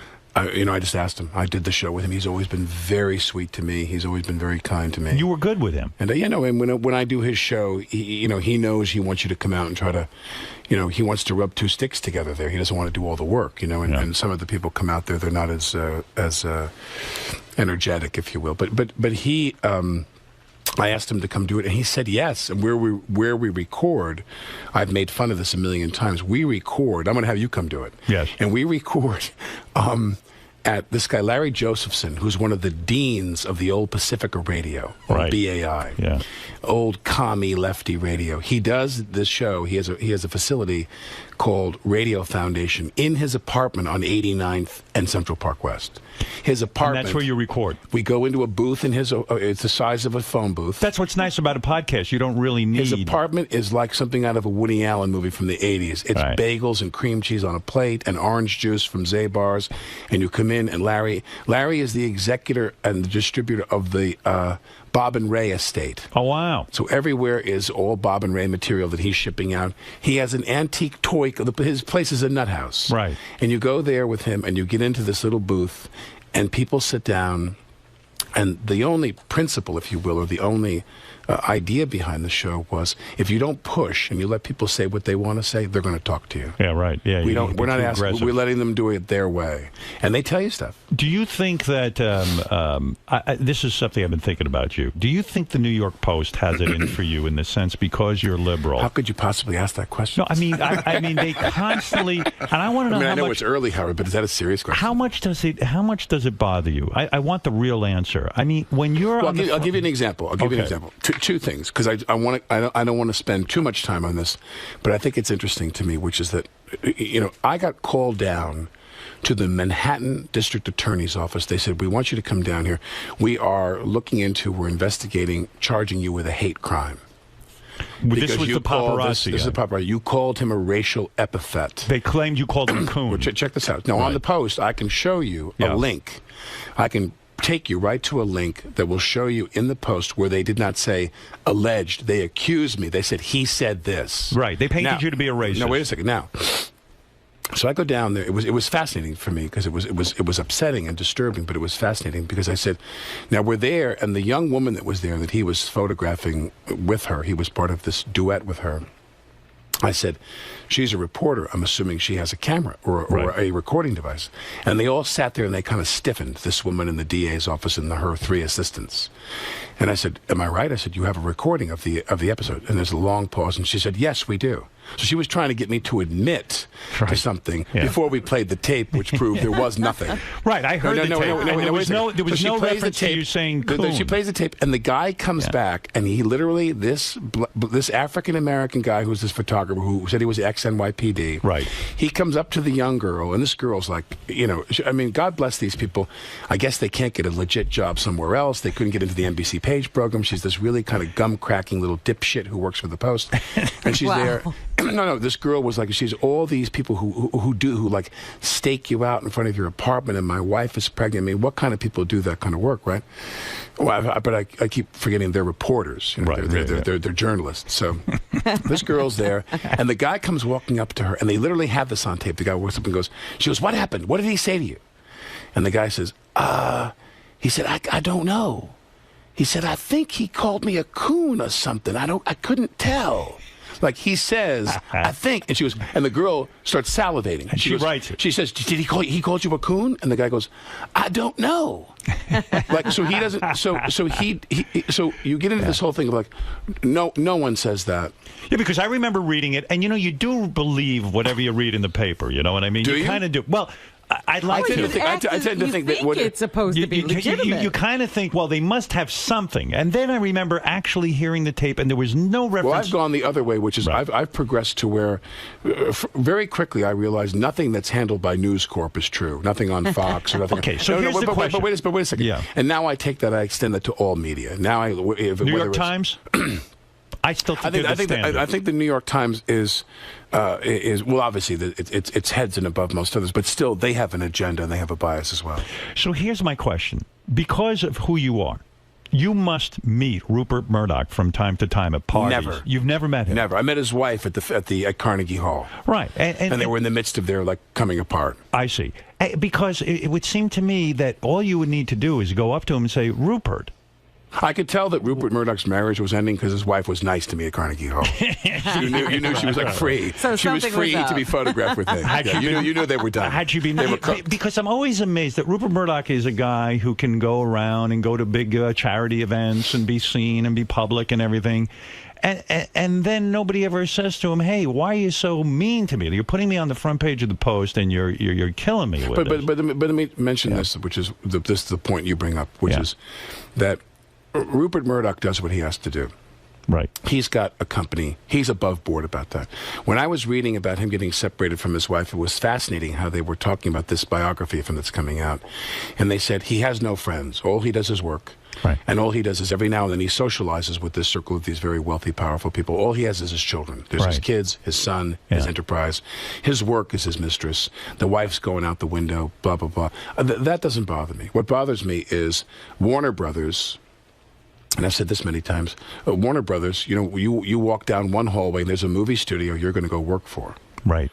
And then down the hallway is Harvey Levin and TMZ. And Warner owns them. So I'm signing a deal with them to go work for them and try to do a good job for them. And down the hall is somebody who's trying to barbecue me all day long and kill me. Have you ever tried to throw your weight around and say, hey, listen, I'm willing to sign? It never works. It never works. It never works. The media today. But I will tell you the one that was interesting to me, which was... And this is the most important thing of all. I mean, forget everybody who... I mean, I had black people come up to me all the time and say, I knew you would never say... the people know. Right. They get a sense of you from the media. See, the problem is that people either in media understand you, they know what your limits are, they know what you do and don't do. I mean, I'm somebody who... I flip out on somebody, not unprovoked. They attack my wife. They say something really unpleasant about my wife. When I was married to Kim. Right. A guy almost chipped my wife's teeth with a camera. I can't even tell you what I did to him. You know what I mean? So it's like you do all these things. It's not unprovoked. Now... So when people say to you, Alec, why don't you just walk away from these guys? Is that a naive comment? If you knew how many times I did walk away, you'd be amazed. Because I walk away all the time. Every day, right? I've been in the same situation. I get angry sometimes because you want your privacy. And your wife, they must have stalked her to death. Yes, but what do you do? Or you just live in a bubble? Well, we live in a bubble. We don't go out anywhere. Like you are way out there more than I am. I am. And your house is like Xanadu, by the way. But when I do go out, I resign myself to the fact that I am going to be photographed, that people are going to ask me fucked up questions, stuff like that, and I go with it because I say that's who I am, and that's the way it's got to be. But I think what I'm going to try to do, and I'm not going to do it maybe to the degree you do it, but I'm going to try to be a little bit more recessive. Like when I went to your house, it was like the opening of Citizen Kane, where they're swinging the elephants over the fence. Yeah. The animals, the birds of the air. I read that you came to a conclusion. The fish of the sea. You came to a conclusion recently, and I understand this. And you had a revelation. You were at the James Gandolfini funeral. Right. And you said, hey, I'm going to get rid of my Twitter account because James Gandolfini was so beloved, and he's considered a world premiere actor, Icon. a great actor, and he never had Twitter. Well, a lot of people don't. A lot of people. I want to get to that in a second, but I want to say that I, I posted something about someone that was very aggressive and very hateful about this guy. I got pissed off that because my wife was like the most decent and kind and appropriate, and hot. Well, I mean, thank you, but she is that. Isn't that the most important thing? Well, you and I know that, but yes. we on the air we pretend that we're more elevated. But, right. But my point is that the. All right. So what you're referring to is you tweeted out this guy attacked you. I want to get this guy, and everybody says that I am guilty of this homophobic slur, and they use that. I love that everyone locks. ABC News says Alec Baldwin is a homophobe. Rants, he's a homophobe, and he is a homophobe. Now, again, just as all African Americans I've worked with, and I did all this work for voter drives in Florida in the African American community. All the work you've done goes out the window. Right. Then the people who really understand you come to me and say, I know that's bullshit. Right. So the same with all, I mean, if I showed you the emails I got from the most important gay rights, marriage equality advocacy people who'd say, listen, but here's one exception. So Anderson Cooper decides to he attacked you. Whatever word you want to use. I'm not going to say attacked. I want to use my words carefully. But I realized that was really probably the most shocking thing of all to me. Yeah. That was the one that shocked me the most. Anderson Cooper said that he felt you were being homophobic in your comments on Twitter. And that but he used some other word. It was like despicable, or he said, how is this person? Do you know Anderson Cooper? I only met him once. But here's what I realized. What would you want to say to him if you could see him? But nothing, actually. But what I realized about him is everybody in media, they have a job to do. And it's kind of a high wire act for everybody now in terms of political correctness and their kind of demographic. Anderson Cooper is somebody who he has a job to do, and that job he has is to try to reinforce his credibility in the gay community after the fact that you couldn't get him out of the closet for 10 years with a canister of tear gas. That's right. He wanted a mainstream career. Right. And he stayed in that closet for 10 years. That's true. And they couldn't get him out with a bazooka. They couldn't get him out with a grenade. But now he's out. Well, but my point is, and now he's out, and most people I know in the gay community were like, okay, great, now he's the sheriff. Right. Now he's running around writing everybody a ticket. Anybody who screws up. Anybody who's, if you're bad in terms of the gay culture. So your feelings got hurt because you feel... None of my feelings got hurt. I just figure Anderson Cooper has a job to do. So That's to make up for the 10 years he was trying to have a mainstream career. Are you now on Twitter or off Twitter? I'm off. What I do every now and then is if I can't help myself, I retweet something. I don't write anything. I retweet something that I think is really, really important about like fracking or some issue I'm involved You can't stay away from Twitter. You after the James Gandolfini funeral, you said to yourself, that's it, I'm going to be more... No, I don't want to write anything. There's a difference to me. To retweet someone else's posting is different. So you're still on. I'll tell you why it's hard. But I'll tell you the thing is, when you say still on, the issue is if you abandon the account you have, see, Twitter doesn't allow you to lock up that account. Someone else will take your name. So you have to keep the account active to prevent somebody else from taking Is that true? Like if Alec Baldwin stops tweeting... Exactly. I've called people I've spoken to like Bob Twitter. I've spoken to the guy who owns Twitter. Yeah, right. Bob Mr. Twitter. His name is actually Bob Twitter. Bob Twitter? His name is Bob Twitterberg, actually. But I called Bob. I called Bob Twitterberg, and I said, can I hold on to this account? They said no. But the reason you can't stay away from Twitter, you love mixing it up. You're an opinionated guy. You're not an actor who sort of is an empty vessel. You're an activist. You're also an activist. You're also a guy who, can go on Saturday Night Live and kill there. You're a funny guy. You're more things than just an actor. But here's what happens also, and that is that all of the public advocacy stuff I've done over the last years, whether it was campaign finance reform or gun control or anything I've done environmentally, fracking now, none of this is a position, and this is what's always mystifying to me, that has lined my pocket personally. Right. If the head of Mobil gets on TV and Mobil spends millions of dollars to influence public policy in terms of oil exploration, no one asks a question. Conservative forces in this country will sit there and go, they'll watch the guy and they'll go, well, that's Mobil doing business. If I get up there and there's no money at stake, Right. The only thing at stake is clean water for the residents of Wyoming, where there's natural gas exploration and fracking.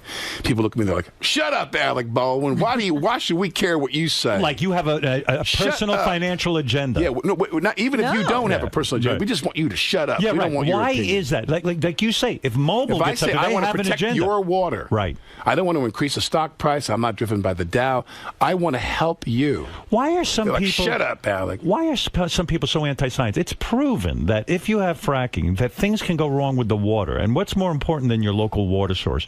Why are people still sort of, not taking a good hard look at that? I love when you go on. When you go, I think the thing that you should do is you should sit here, which you probably do. I don't know.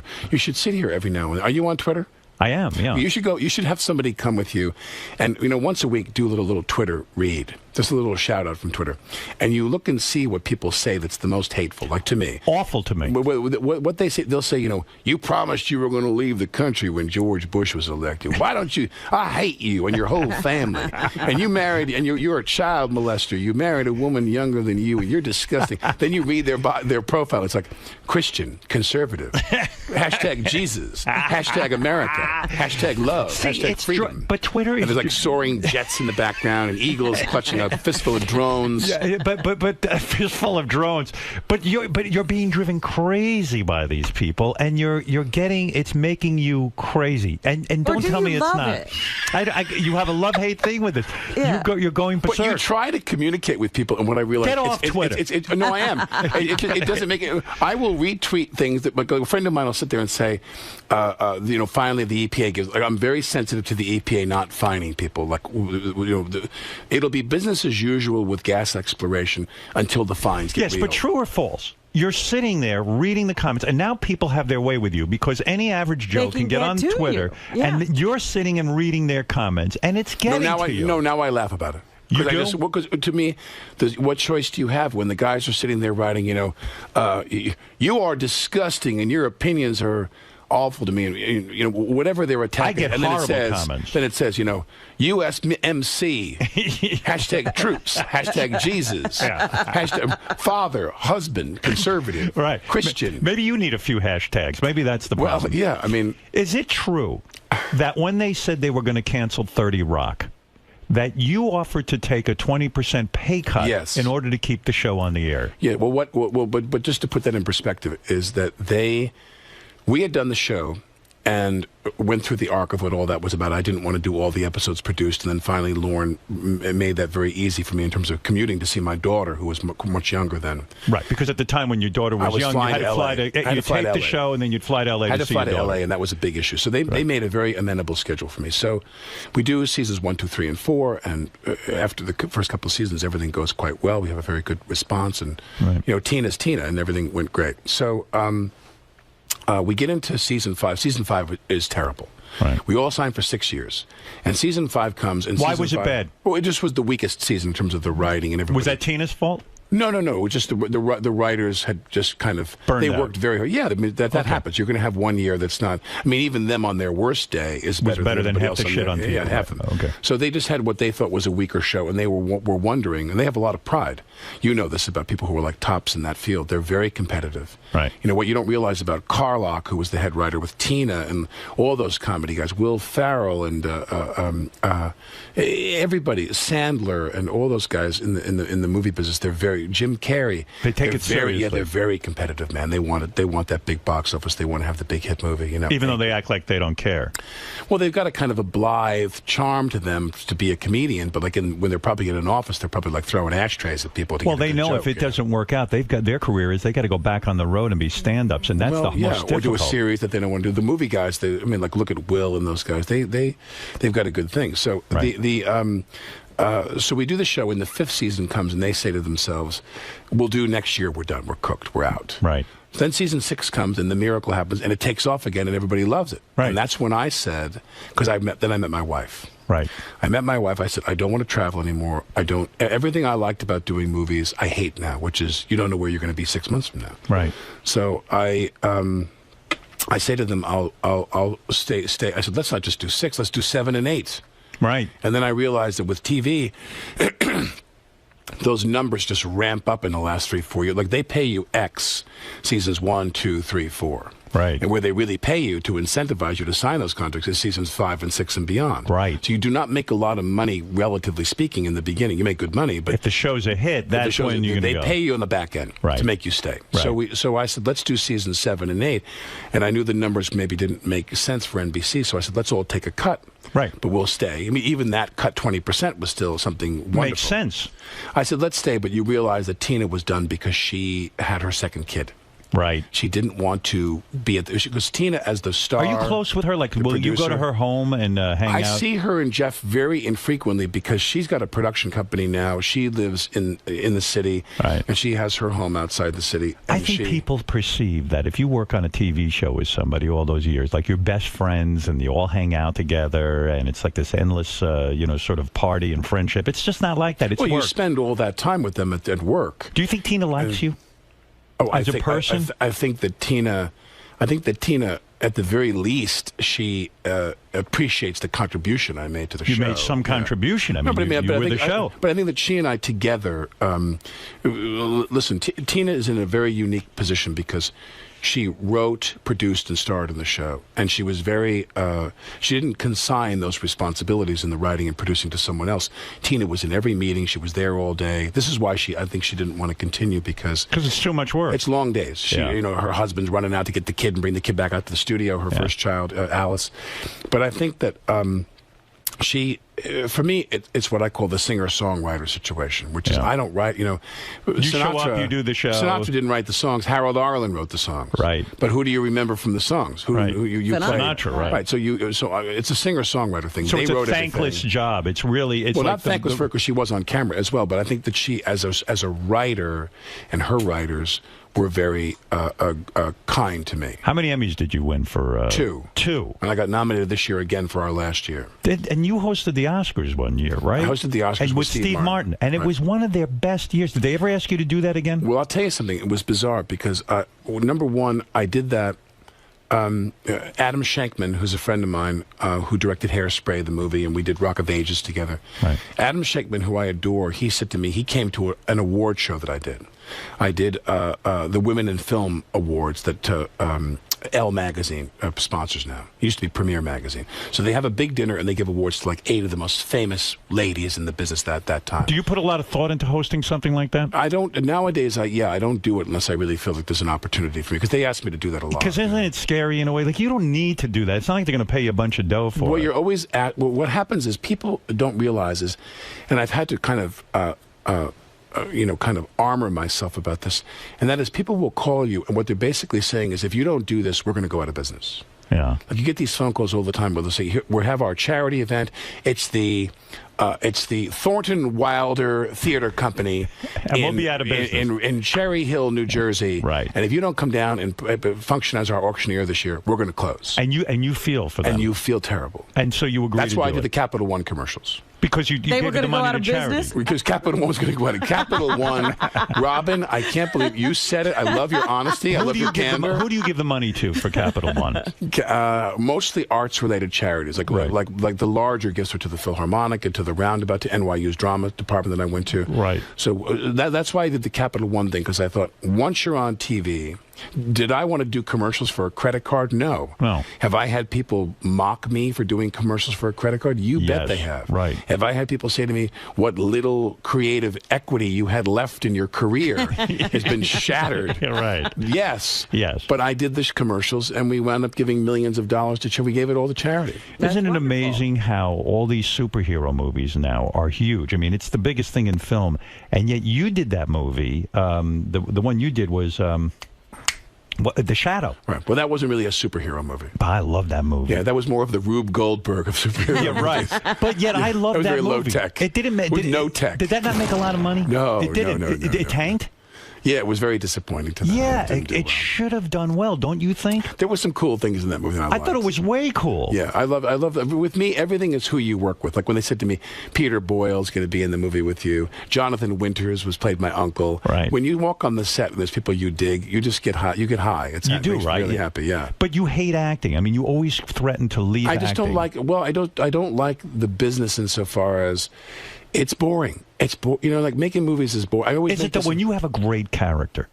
But you don't get that often. No. I've done these movies where you do like a thriller and you're like a doctor and you and the girl are trying to kill the husband or some shit. Right. Yeah. And you're there and the director's like, I always make the same joke. I say, the director will say to you, okay, Alec, in this scene, she's taking a shower and the door is there in the foreground.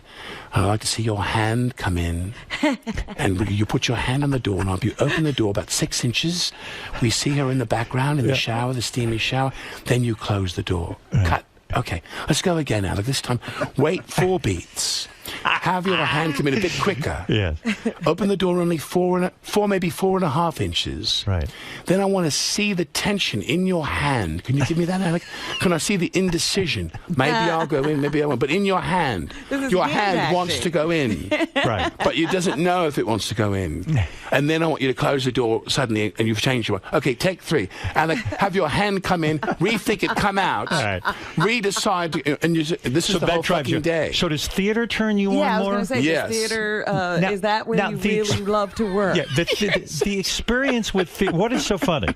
Why is that funny? I just love how you're just a genius. Why? When you talk about, you're like, then theater, let's talk about your theater career, and then we're going to lead into we'll talk some hand grenade. But when you talk about theater, no, I'm really curious about you. Because you are such a great actor, and you're such a talent. But theater, here you went and did a play. This kid, Shia LaBeouf, the one you were working with, he quits the play. And then he betrays you and I was shocked by this. You tweeted him, not tweeted, but you sent him some emails, private emails, and he made them public. Well, but let me just say this, and that is that here's. That's why you hate acting. Well, no, but I think well, first of all, if someone has the discipline, and someone has the good fortune, and someone has the stamina to be like Daniel Day-Lewis. I mean, he kind of lives on an island of his own. Is he our best actor? No doubt. Do you think you're one of the top 5 actors in the country right now? No. You're saying that to be humble, or No, meaning that because all that gets shadowed by all this other stuff. Meaning you want to have a clean palette. I mean, there's people that won't hire you if you're in the media and there's all this tabloid. Right. The canvas has a lot of mud on that, and they don't want that. That's why I think you shouldn't engage with these paparazzi. Well, no, it takes away from you. your legend. Well, but I wouldn't go that far. But the thing is that is someone who I admire, like Kevin Kline or like Day-Lewis, who they have just elevated. They let the work speak for itself. Right. They're not going to go out, and that's what happens is. Yeah, you won't see Daniel Day-Lewis on Twitter. Yeah, no, you won't. No. And more importantly, he'll do the promotional duties for the film, but he does them very simply. Like when you do a film and there's a lot of money riding on that, they come to you and they give you a list of like 100 things they want you to do. Right. They're like, you're going to do Kelly Ripa, and you're going to do the Today Show and Good Morning America and Howard, and they give you radio, and you're newspapers, going to co-host this, and you start to think to yourself, does it even really make a difference? Well, I think a lot of people, in very practical terms, in the union are beginning to say, you have to pay me for that time. Right. You want an amount of time. The promotional duties of the film have become so excessive. Right. And everybody's pretty confident that the more that you do, it hurts the film. Could be, People get burned out on every time you walk out on a talk show and you talk about the film. People kind of yawn. They're like, "Well, what's he going to say? He's there because they forced him to do it. That's right. He's not there because he's passionate about hawking the film." I do believe that. I think sometimes I even talked to NBC about this. With America's Got Talent, they want me to go do every show, and I say to them, people get sick. They want you to go to an opening of a phone booth at a 7-Eleven. Yeah, it'll sell a couple of. And I say, don't you guys understand that if the more you're out there, the sort of less intriguing it is. Let them see us on the show. They have all these entertainment shows. By the way, listen, my wife works for Extra, right, and does mostly kind of health and fitness related stuff for them, and nutrition. But they have her do some pretty kind of straight up entertainment stuff.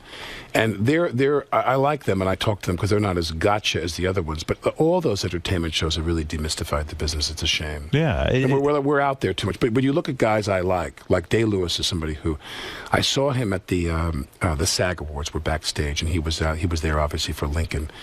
And I said to him, it was really a great thrill for me to say to him, I said, do you realize how much your career means to us? How inspiring it is to me to say that there's still people that can have that today because it's so rare, difficult. Right. Well, to etch, and I hate that word, it's a cliche, a really great role with a great director. Him and Spielberg and Kushner was the writer, and all those wonderful forces come together. And I thought Lincoln was incredible. I mean, I thought he was incredible. Do you get jealous when you see a guy like that? Do you I say, don't, because wish I think to myself, I get wistful. I think, I wish I had done things differently in my life, where I played it a little differently, but you make the bed you make, and you've got to live with that. What would you have done differently? I mean, you mean in other words, I would never step into the studio ever. You'd never see me. Was it a mistake coming in here? Absolutely. Dave Lewis never shows up. Yeah, exactly. After my left foot, I tried to get him. I couldn't get him. After the age of innocence, he said, "Lose my phone number." Yeah. No, but seriously, you did. I mean, you're saying maybe I should have been more like Brando, reclusive. I don't think that. I think it's just like I had a dear friend of mine years ago say, "Let the work speak for itself. You do the job, and you try to keep that other stuff to a minimum." So your criticism is that you've been too out there with your personal life and tweeting and politics and all that other stuff. You think tweeting? Yeah, I think tweeting is tweeting's your downfall. According to Howard. If I hear you correctly, if I hear you correctly, that really is what should be on my tombstone. He tweeted too much. He tweeted too fucking much. He didn't get off Twitter.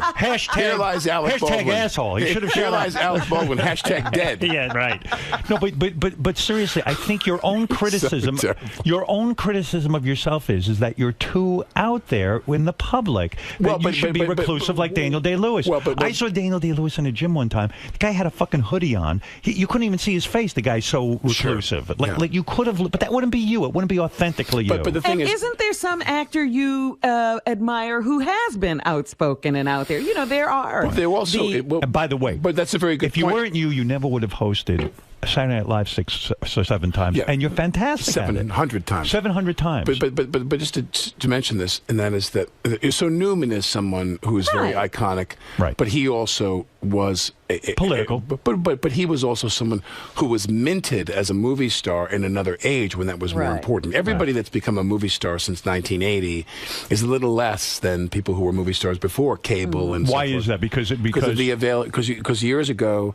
I've said this countless times in interviews, because years ago, when you wanted to see those people, you had to go stand in line and buy a ticket to see them in a theater. Are you watching John Voight and Ray Donovan? Or Liev. Liev Schreiber. Are you watching that? I've seen a little bit of it, yeah. Are you sort of enamored by this idea of going on one of these long-form television shows, like Breaking Bad or one of those, like Dexter? The binge viewing, yeah. I mean, like Kevin Spacey's show. Yeah, right, because those are now better than movies, right? Aren't they? Well, wouldn't say it's better than movies, because when movies work, they're great. Yeah. When you do Lincoln, it's great. Right. But but I think that television. When I did the television series with Tina, what you realize is you have to develop these muscles, because we got to go, we got to move. Yeah, like that joke I made about your hand comes into the frame, Alec. I want to see the tension in your hand. Yeah, who's got time for that? When we're like on TV, we got to move. So you like doing TV because I like doing both. When you do, so the problem is that films, you can never make a great film. I mean, yes, you can. You have done it. No, but what I'm saying is one can never make a great film without a great director. I mean, you can have an okay film if the director is shitty or if the director is so-so. I mean, most directors today who direct films are not that good. Right. Why is that? Because they come out of film school and there's too many movies being made. No, there's just not enough talent. There's not enough good people. They make too many movies. They can't. Is David Fincher going to direct every movie? Is Paul Thomas Anderson going to direct? They can't do it. Why hasn't someone asked you to play a villain in one of these superhero movies? I think you'd be a perfect guy for that. You have been. I won't mention which one. Tell me which one. I'm curious because I want to know. I was asked to play. Seriously, give me that. No, I don't want to undo somebody because they hired someone else to do it. It's fine, but what were you asked to play? They asked me to play a villain in one of these Marvel comics. Which villain was it? I can't say. I got to know because I'll tell you a off fan. Camera. No. You must tell me. I can't. No one is listening right now. I've already violated every principle of this business. Every promise I made to myself, I broke. This is the one you're going to hold up. Every promise I made to myself, I broke on this show. By the way, they asked you to play. I would love to. Why did you turn it down? I wasn't available. They wanted me to work a certain time, and because of my wife's pregnancy, I had to turn down 2 films this summer that I wanted to do. Why would you do something irresponsible like sit there with your wife while she's pregnant and turn down being a super? Yes, Howard. What's wrong with you? You and I, we're old school. You know what I mean? We're old school. I wonder what you would have played. We're like Marvel. Who would you have been? You and I are more like a Fred McMurray, kind of Robert Mitchum-esque kind of masculinity. Yeah. You know what's odd too? Tell the wife to go out and squat in the pool and have a baby, and come back and make me a sandwich. Tell me the truth if this irked you. And I think the New York Post did this to irk you. What did they do? Your daughter, a beautiful girl, she wants to do a modeling career, this and that. For a while, they were putting pictures of her in bikinis and really working with her. Right. I feel they did it to irk you. Did they? Yeah, because in other words, well, you're the bad guy, but your daughter's the great person. You know what I mean? Like, why are they But helping actually, her? if my daughter makes it big and becomes rich and famous, Then that you're works for me, okay 'cause with then it. I expect her to take care of me for a while. So then you didn't feel, 'cause when you woke up and saw, like, hey, Ireland's in the newspaper, in the New York Post, and are they doing this to say, hey, fuck you, Alec? Well, I think the good news for me about Ireland is that a lot of the difficulty that she was put through as a result of an acrimonious custody battle, and a lot of the things that could have been avoided that were not avoided, and that's all water under the bridge. What's done is done, and I think that what the result of that is that she has a very healthy, and I do admire this about her because she's becoming a young woman. I do admire this about her. She has a very healthy skepticism about fame and celebrity. Right. She really, Well, she she's is seen not it up someone. close. Well, she goes and does, and she puts her toe in that pool, and she puts the dress on and does her hair and goes to the event and she shoots this, and she's testing it out. But at the same time, I think she realizes that it's toxic as well. Would you rather her not go into the business? I want her, if she goes into the business like anyone, whenever I counsel people about going into the business, I ask them to be honest with themselves. Is it fame and money you want, or is it art? Because if you love acting, you've got to really measure that, because you're going to get to do so little of it. Right. You know, your whole life is like waiting and waiting and waiting, and then you've heard this line all the time, between action and cut. The life between action and cut can be very rewarding. Do you think you went into acting for the fame? No, I went into the acting for money. Did you? To help my family. Is that the truth? Because I think you really do have a higher sort of... I started to get a job, and they said, I did my first job on a soap opera, and they said, we're going to pay you this, and I thought, I can put a new roof on my mom's house. Wow. Well, you said something... So I wanted to go to law school and go into politics. That was my real dream my whole life. I went to GW. I studied political science. I wanted to do... So you fell into acting? This was a rabbit hole I fell in. Like, in other words, someone just saw you, met you, and someone said, said to me, go to NYU and audition for the program. They don't have that many guys, you know, your type. Yeah, I mean nobody who was kind of a leading man, if you will, was at the school. They said, come. I auditioned. They gave me a full scholarship to go to NYU. And it came easy to you, because then you went right out to Hollywood, and you were on a nighttime soap opera. Yeah, it was crazy how easy it was, right? In a sense, maybe it came too easy. But I think what you mentioned before, and this is something I totally take responsibility for, and I want to get back to that thing about the Twitter thing, but that is that if you make a lot of political stances, if you do, you know, Warren Beatty's like the smartest guy you've ever met in your life. And he says to me, if you do this stuff, that becomes who you are. If you're an actor and you're in the business, you've got to kind of protect that. And he goes, if you go out and you become a spokesperson for these things, that's who you become. Right. It morphs into that. And even though all the public opinions I took about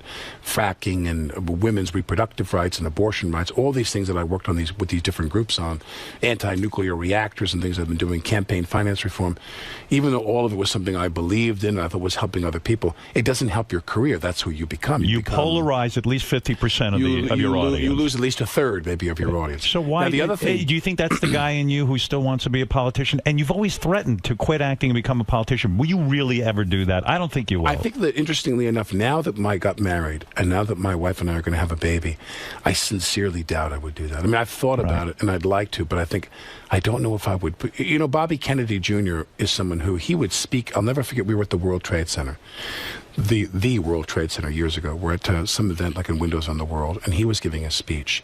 And I've watched Bobby give this speech at events a dozen or more times. He was talking about how we need to bring how the oil industry and the gas industry needs to bring their product to market at its fair market value. Meaning, right now there's all these subsidies, and they cause all this toxic pollution, and that's redundant actually. They cause all this pollution, and and he said what it really costs to bring their thing. There's all these hidden costs. Yeah, and I watched him, and I stood there. This is many years ago, and I stood there, and people had tears in their eyes. Right. And they thought, why doesn't he run? I mean, he is obviously of that family, and of that generation of that family. Not all of them got the goods in equal measure.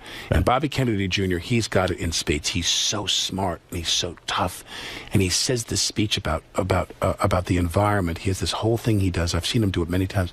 People are crying. And I said to him, why don't you run? Why won't you run? He said, I don't want to put my family through that. I don't want to put my kids through it. Well, you know, what do you think of, now, Wiener's a guy, politically, he's probably close to where you're at.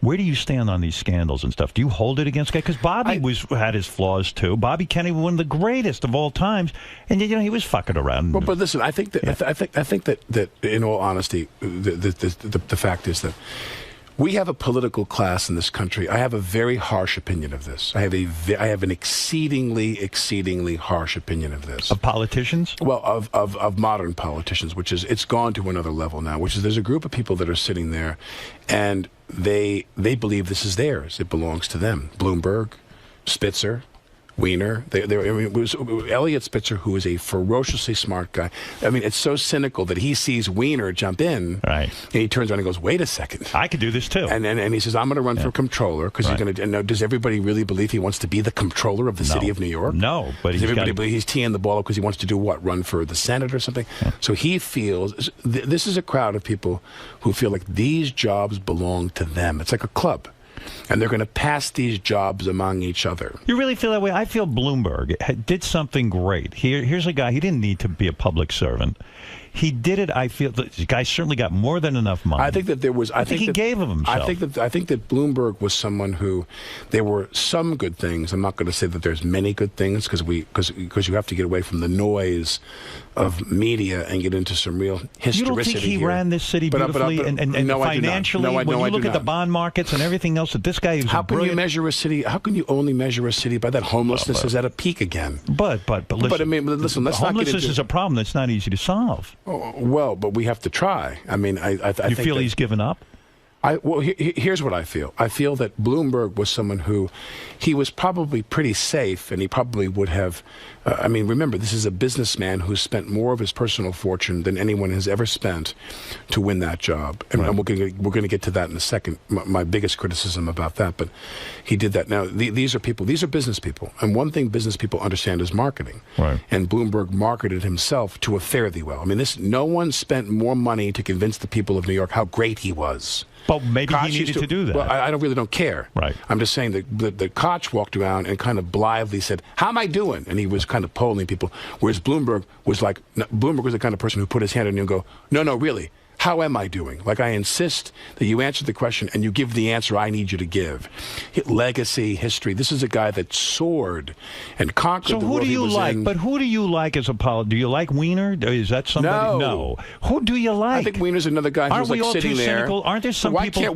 Why can't Weiner go get a job and serve the public somewhere? There's other ways you can serve the public without getting your ass kissed all the time. That's true. Why does everybody got to get? I mean, but let me get back to Bloomberg, which is Bloomberg does great things. And people like him. And if it was 8 years and out, he would have been great. But what does he do? He upends the term limits.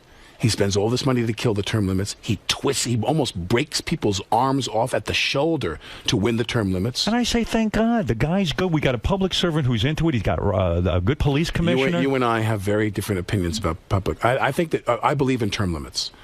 I believe that in the United States Senate and the Congress, it should be 6 two-year terms, 12 years and out. The Senate. Why? The people are too stupid to vote the people out that are bad? Because you can have. People say to me all the time, when you talk about term limits, they say elections themselves are term limits. And I want to say, well, elections that are fair elections. You don't have campaign finance reform. Incumbency now is despicable. That's true. All these guys win and win. So in other words, I want to go. In other words, when you if you have new campaign finance laws, then we don't have to have term limits. But so long as you have these campaign finance laws, you must have term limits. I am a complete believer in term limits. Tell me about something. But let me ask you this: don't you feel that there's people out there? I mean, you could walk out on the street today, you and I, and spend one day in a booth here, interviewing people at random, and we could find people who, on average, are better than half the members of Congress today. Yeah, maybe. I don't know. I'm less cynical than you are. I happen to think there's some intelligent people out there, particularly in the United States Senate. I think there are some, but not enough. Yeah, well, that's true. I mean, and incumbency is protecting people who don't grow. We need fresh blood. You sound like a man who wants to run. You are itching to run for office. I want my own fiefdom in Sirius. I want what you have. I want people running around with cameras filming me going to the bathroom. Were you shocked when pictures of my Warhols of myself all over the room? Tell me about this new Woody Why do you Allen need all movie? this space? Why do you need all this? Tell me about this. Why? Sirius for a guy like you? Because in about 15 minutes or so, I'm going to have the hottest chicks, biggest Howard Stern fan contest. in here. You need When room. is that? That's in 15 minutes. Oh, my God. Hottest chick, biggest fan. Oh, my God. You don't need to see that. You're having a No, baby. I don't. Exactly. I can't believe you're having a baby. You're going to start all over again. So, but do you really need all this space? This is Yes. like an aircraft carrier. We need here. space. You do. We need to space. launch the planes off of. We have bands the come catapults. in. Metallica's You going have to the guys come with in. the small penises come in. We The talked about penis that. guy- you remember that. I watched it online. I couldn't believe it. You have guys with like small penises. And I also jog in How here. do you get people to come on the show and say, I want to compete in this? Then not only do they want to talk about it, You put up not big only do they want to bucks. show it. $5,000. $5,000 a pop. Show me your penis right now. It's going to cost you a lot more have than $5,000. you ever shown your penis on film? I showed my penis on film, and the entire crew passed out. They all blacked out. Did you ever? Did They you just ever? blacked out. Would you work nude in a play or in a movie? At my age now, no. But maybe when you were younger, you might have. When I was younger, yeah, I wish I had. But would you? You always want to put your better self. Do you on feel film. your penis? I tell that actually to young actors now. I say, show yourself nude on film. Take it off now. Take it off now. Because it's only you're only going to be a victim of gravity later on. I read a quote from you, and then I want to talk about Woody Allen because I have a million questions about him. I read a quote from you. Alec is getting tired. He's looking at his watch. No, I just want to make sure we have time. I want to make sure we have time to talk about it. I could talk to you forever. I love you. But can I say one thing before I forget this? Yes. Two things. One, to go back to this Twitter thing, remember one thing that I learned, and this is very important, and you yourself, you're probably exempt from this because everybody knows with you it's comedy. When you say something, and even though you don't mean to offend people, and you do offend people, you have to apologize. You do. If I right. I don't. Exactly. Right. Exactly. That's why you are the king. Right. But that's number one. If I say something and you believe it's homophobic, people, and the worst thing you can have are young, impressionable people out there who think that Alec Baldwin is or anyone is intolerant. But once you or gay apologize, bashing. then you're guilty.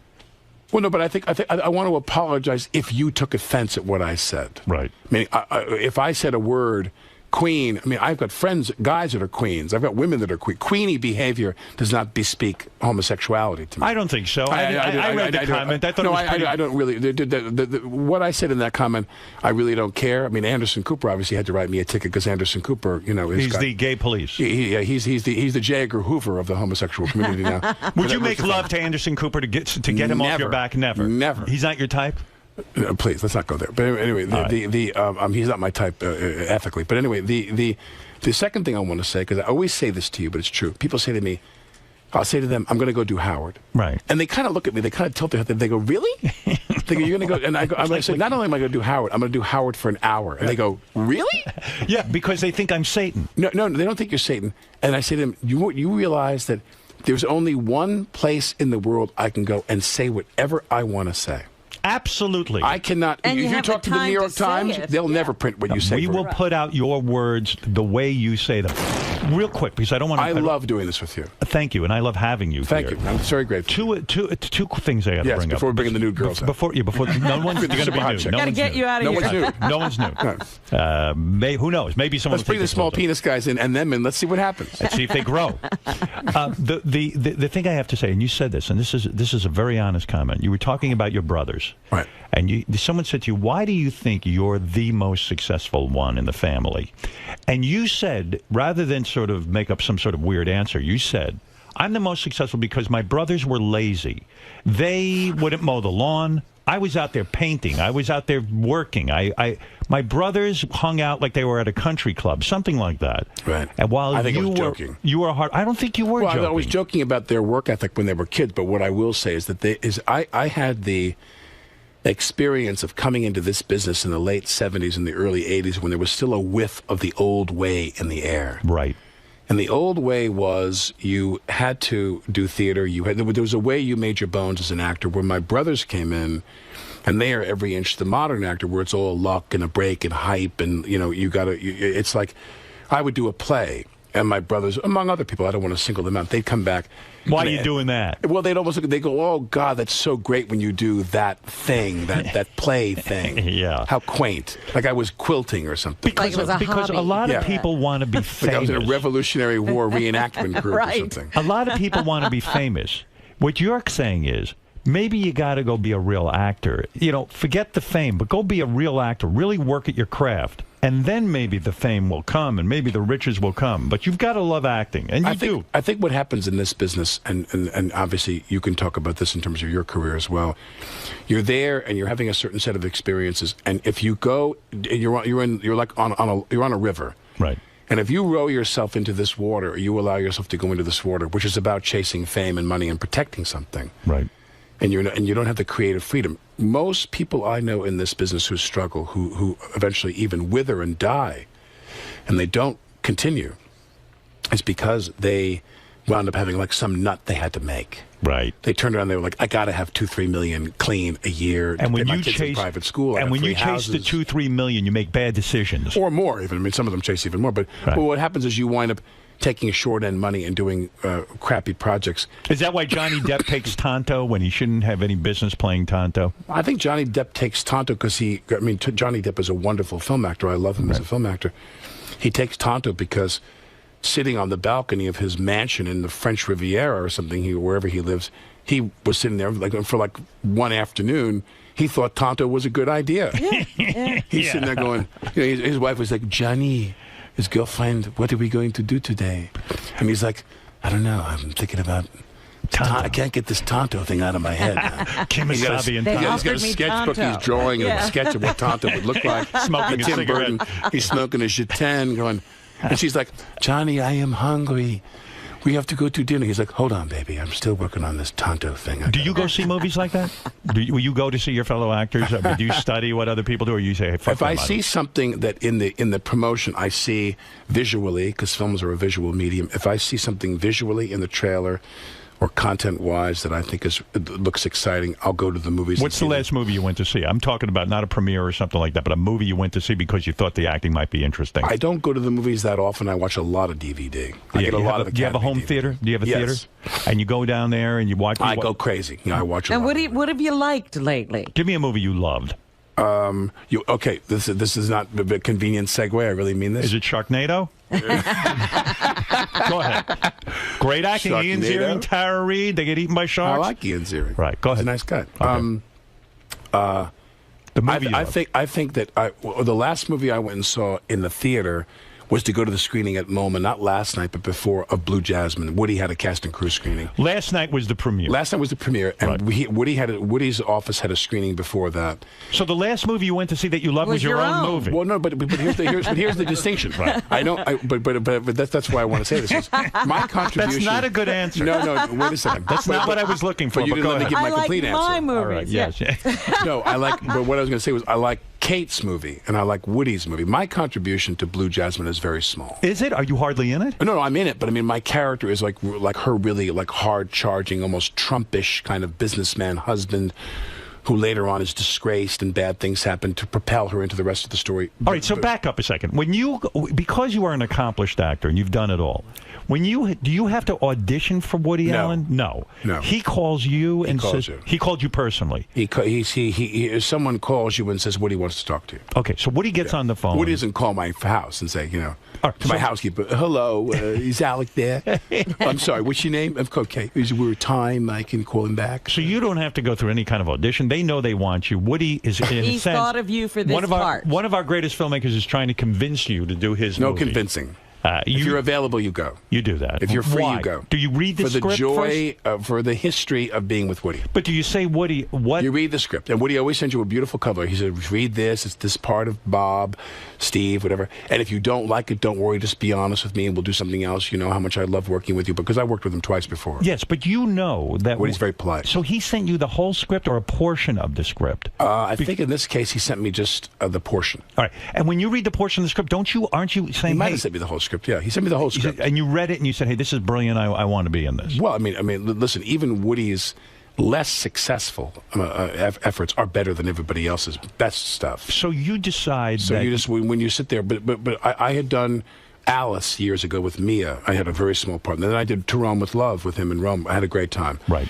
Then he asked me to come do this, and the Woody is a big part of it. Of course, you just love to work with Woody. Are you intimidated by him when you're on set? You are. Oh, God. Are you nervous? Yes. You are. Oh, you are. You get nervous still. Oh, yeah. You never got nervous doing 30 Rock, did you?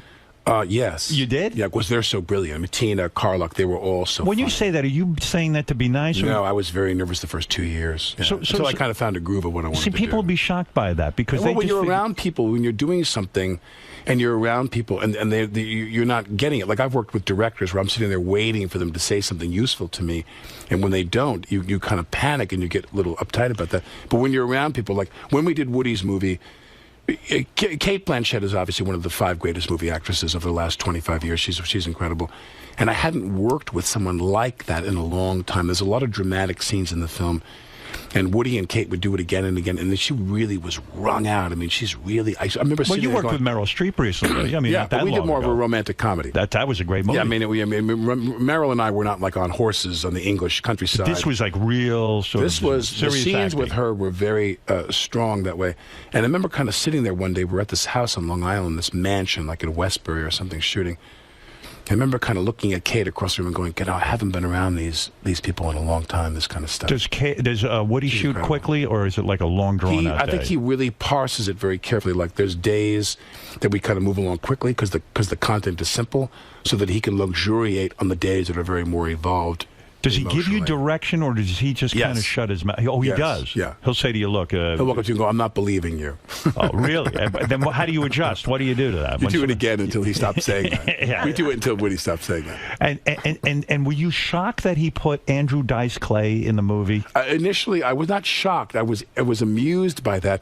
And do you know that Dice Clay is one of the best things in the movie? Is he? Peter Sarsgaard is fantastic. Kind of, you put good actors in there, and you give them good material, and it usually You've happens. got Bobby Sarsgaard is Cannavale. fantastic. There's a scene Sarsgaard has with Cate. I told him yesterday at the party. I said, "You guys killed me." Sarsgaard's a great actor. He's And really Dice is something... Sarsgaard's great, despite- Cannavale great, but Dice Clay comes in, and it just worked. I mean, he's so authoritative. Did you work? so Do you work with Dice in the movie? Yes, I You have do. scenes with him. And you enjoyed working with him? Yes, I loved him. Did you say to Woody at first, "What is this? This is such a No, fine I would ca-" never say that to Woody. You never would question him? No, you don't call Woody and give him your notes on his casting. No. You would not even you would do Never. that. No. Listen, Woody is brilliant at good directors are good at casting. And Woody gets you to do this. He doesn't offer you a lot of money. No, right? you never no, pay it's a not lot about of money. money. So No. you have to block out a whole bunch of time where you You probably go for the could've- joy of working with Woody and those people, because Woody will usually put you. It's all of one. There's the writing, the material's good. Remember, these are all elements. The writing's good. Like, you'll get a good script, and the director sucks. You have a good director and a good script, and the co-star's not who they wanted. They couldn't get who they wanted. So Woody, when he brings everybody together, it's Woody and the script, and Woody's directing, and it's Cate, and you just get high. It's great. I loved it. Now that your wife is pregnant, are you having as much sex as you used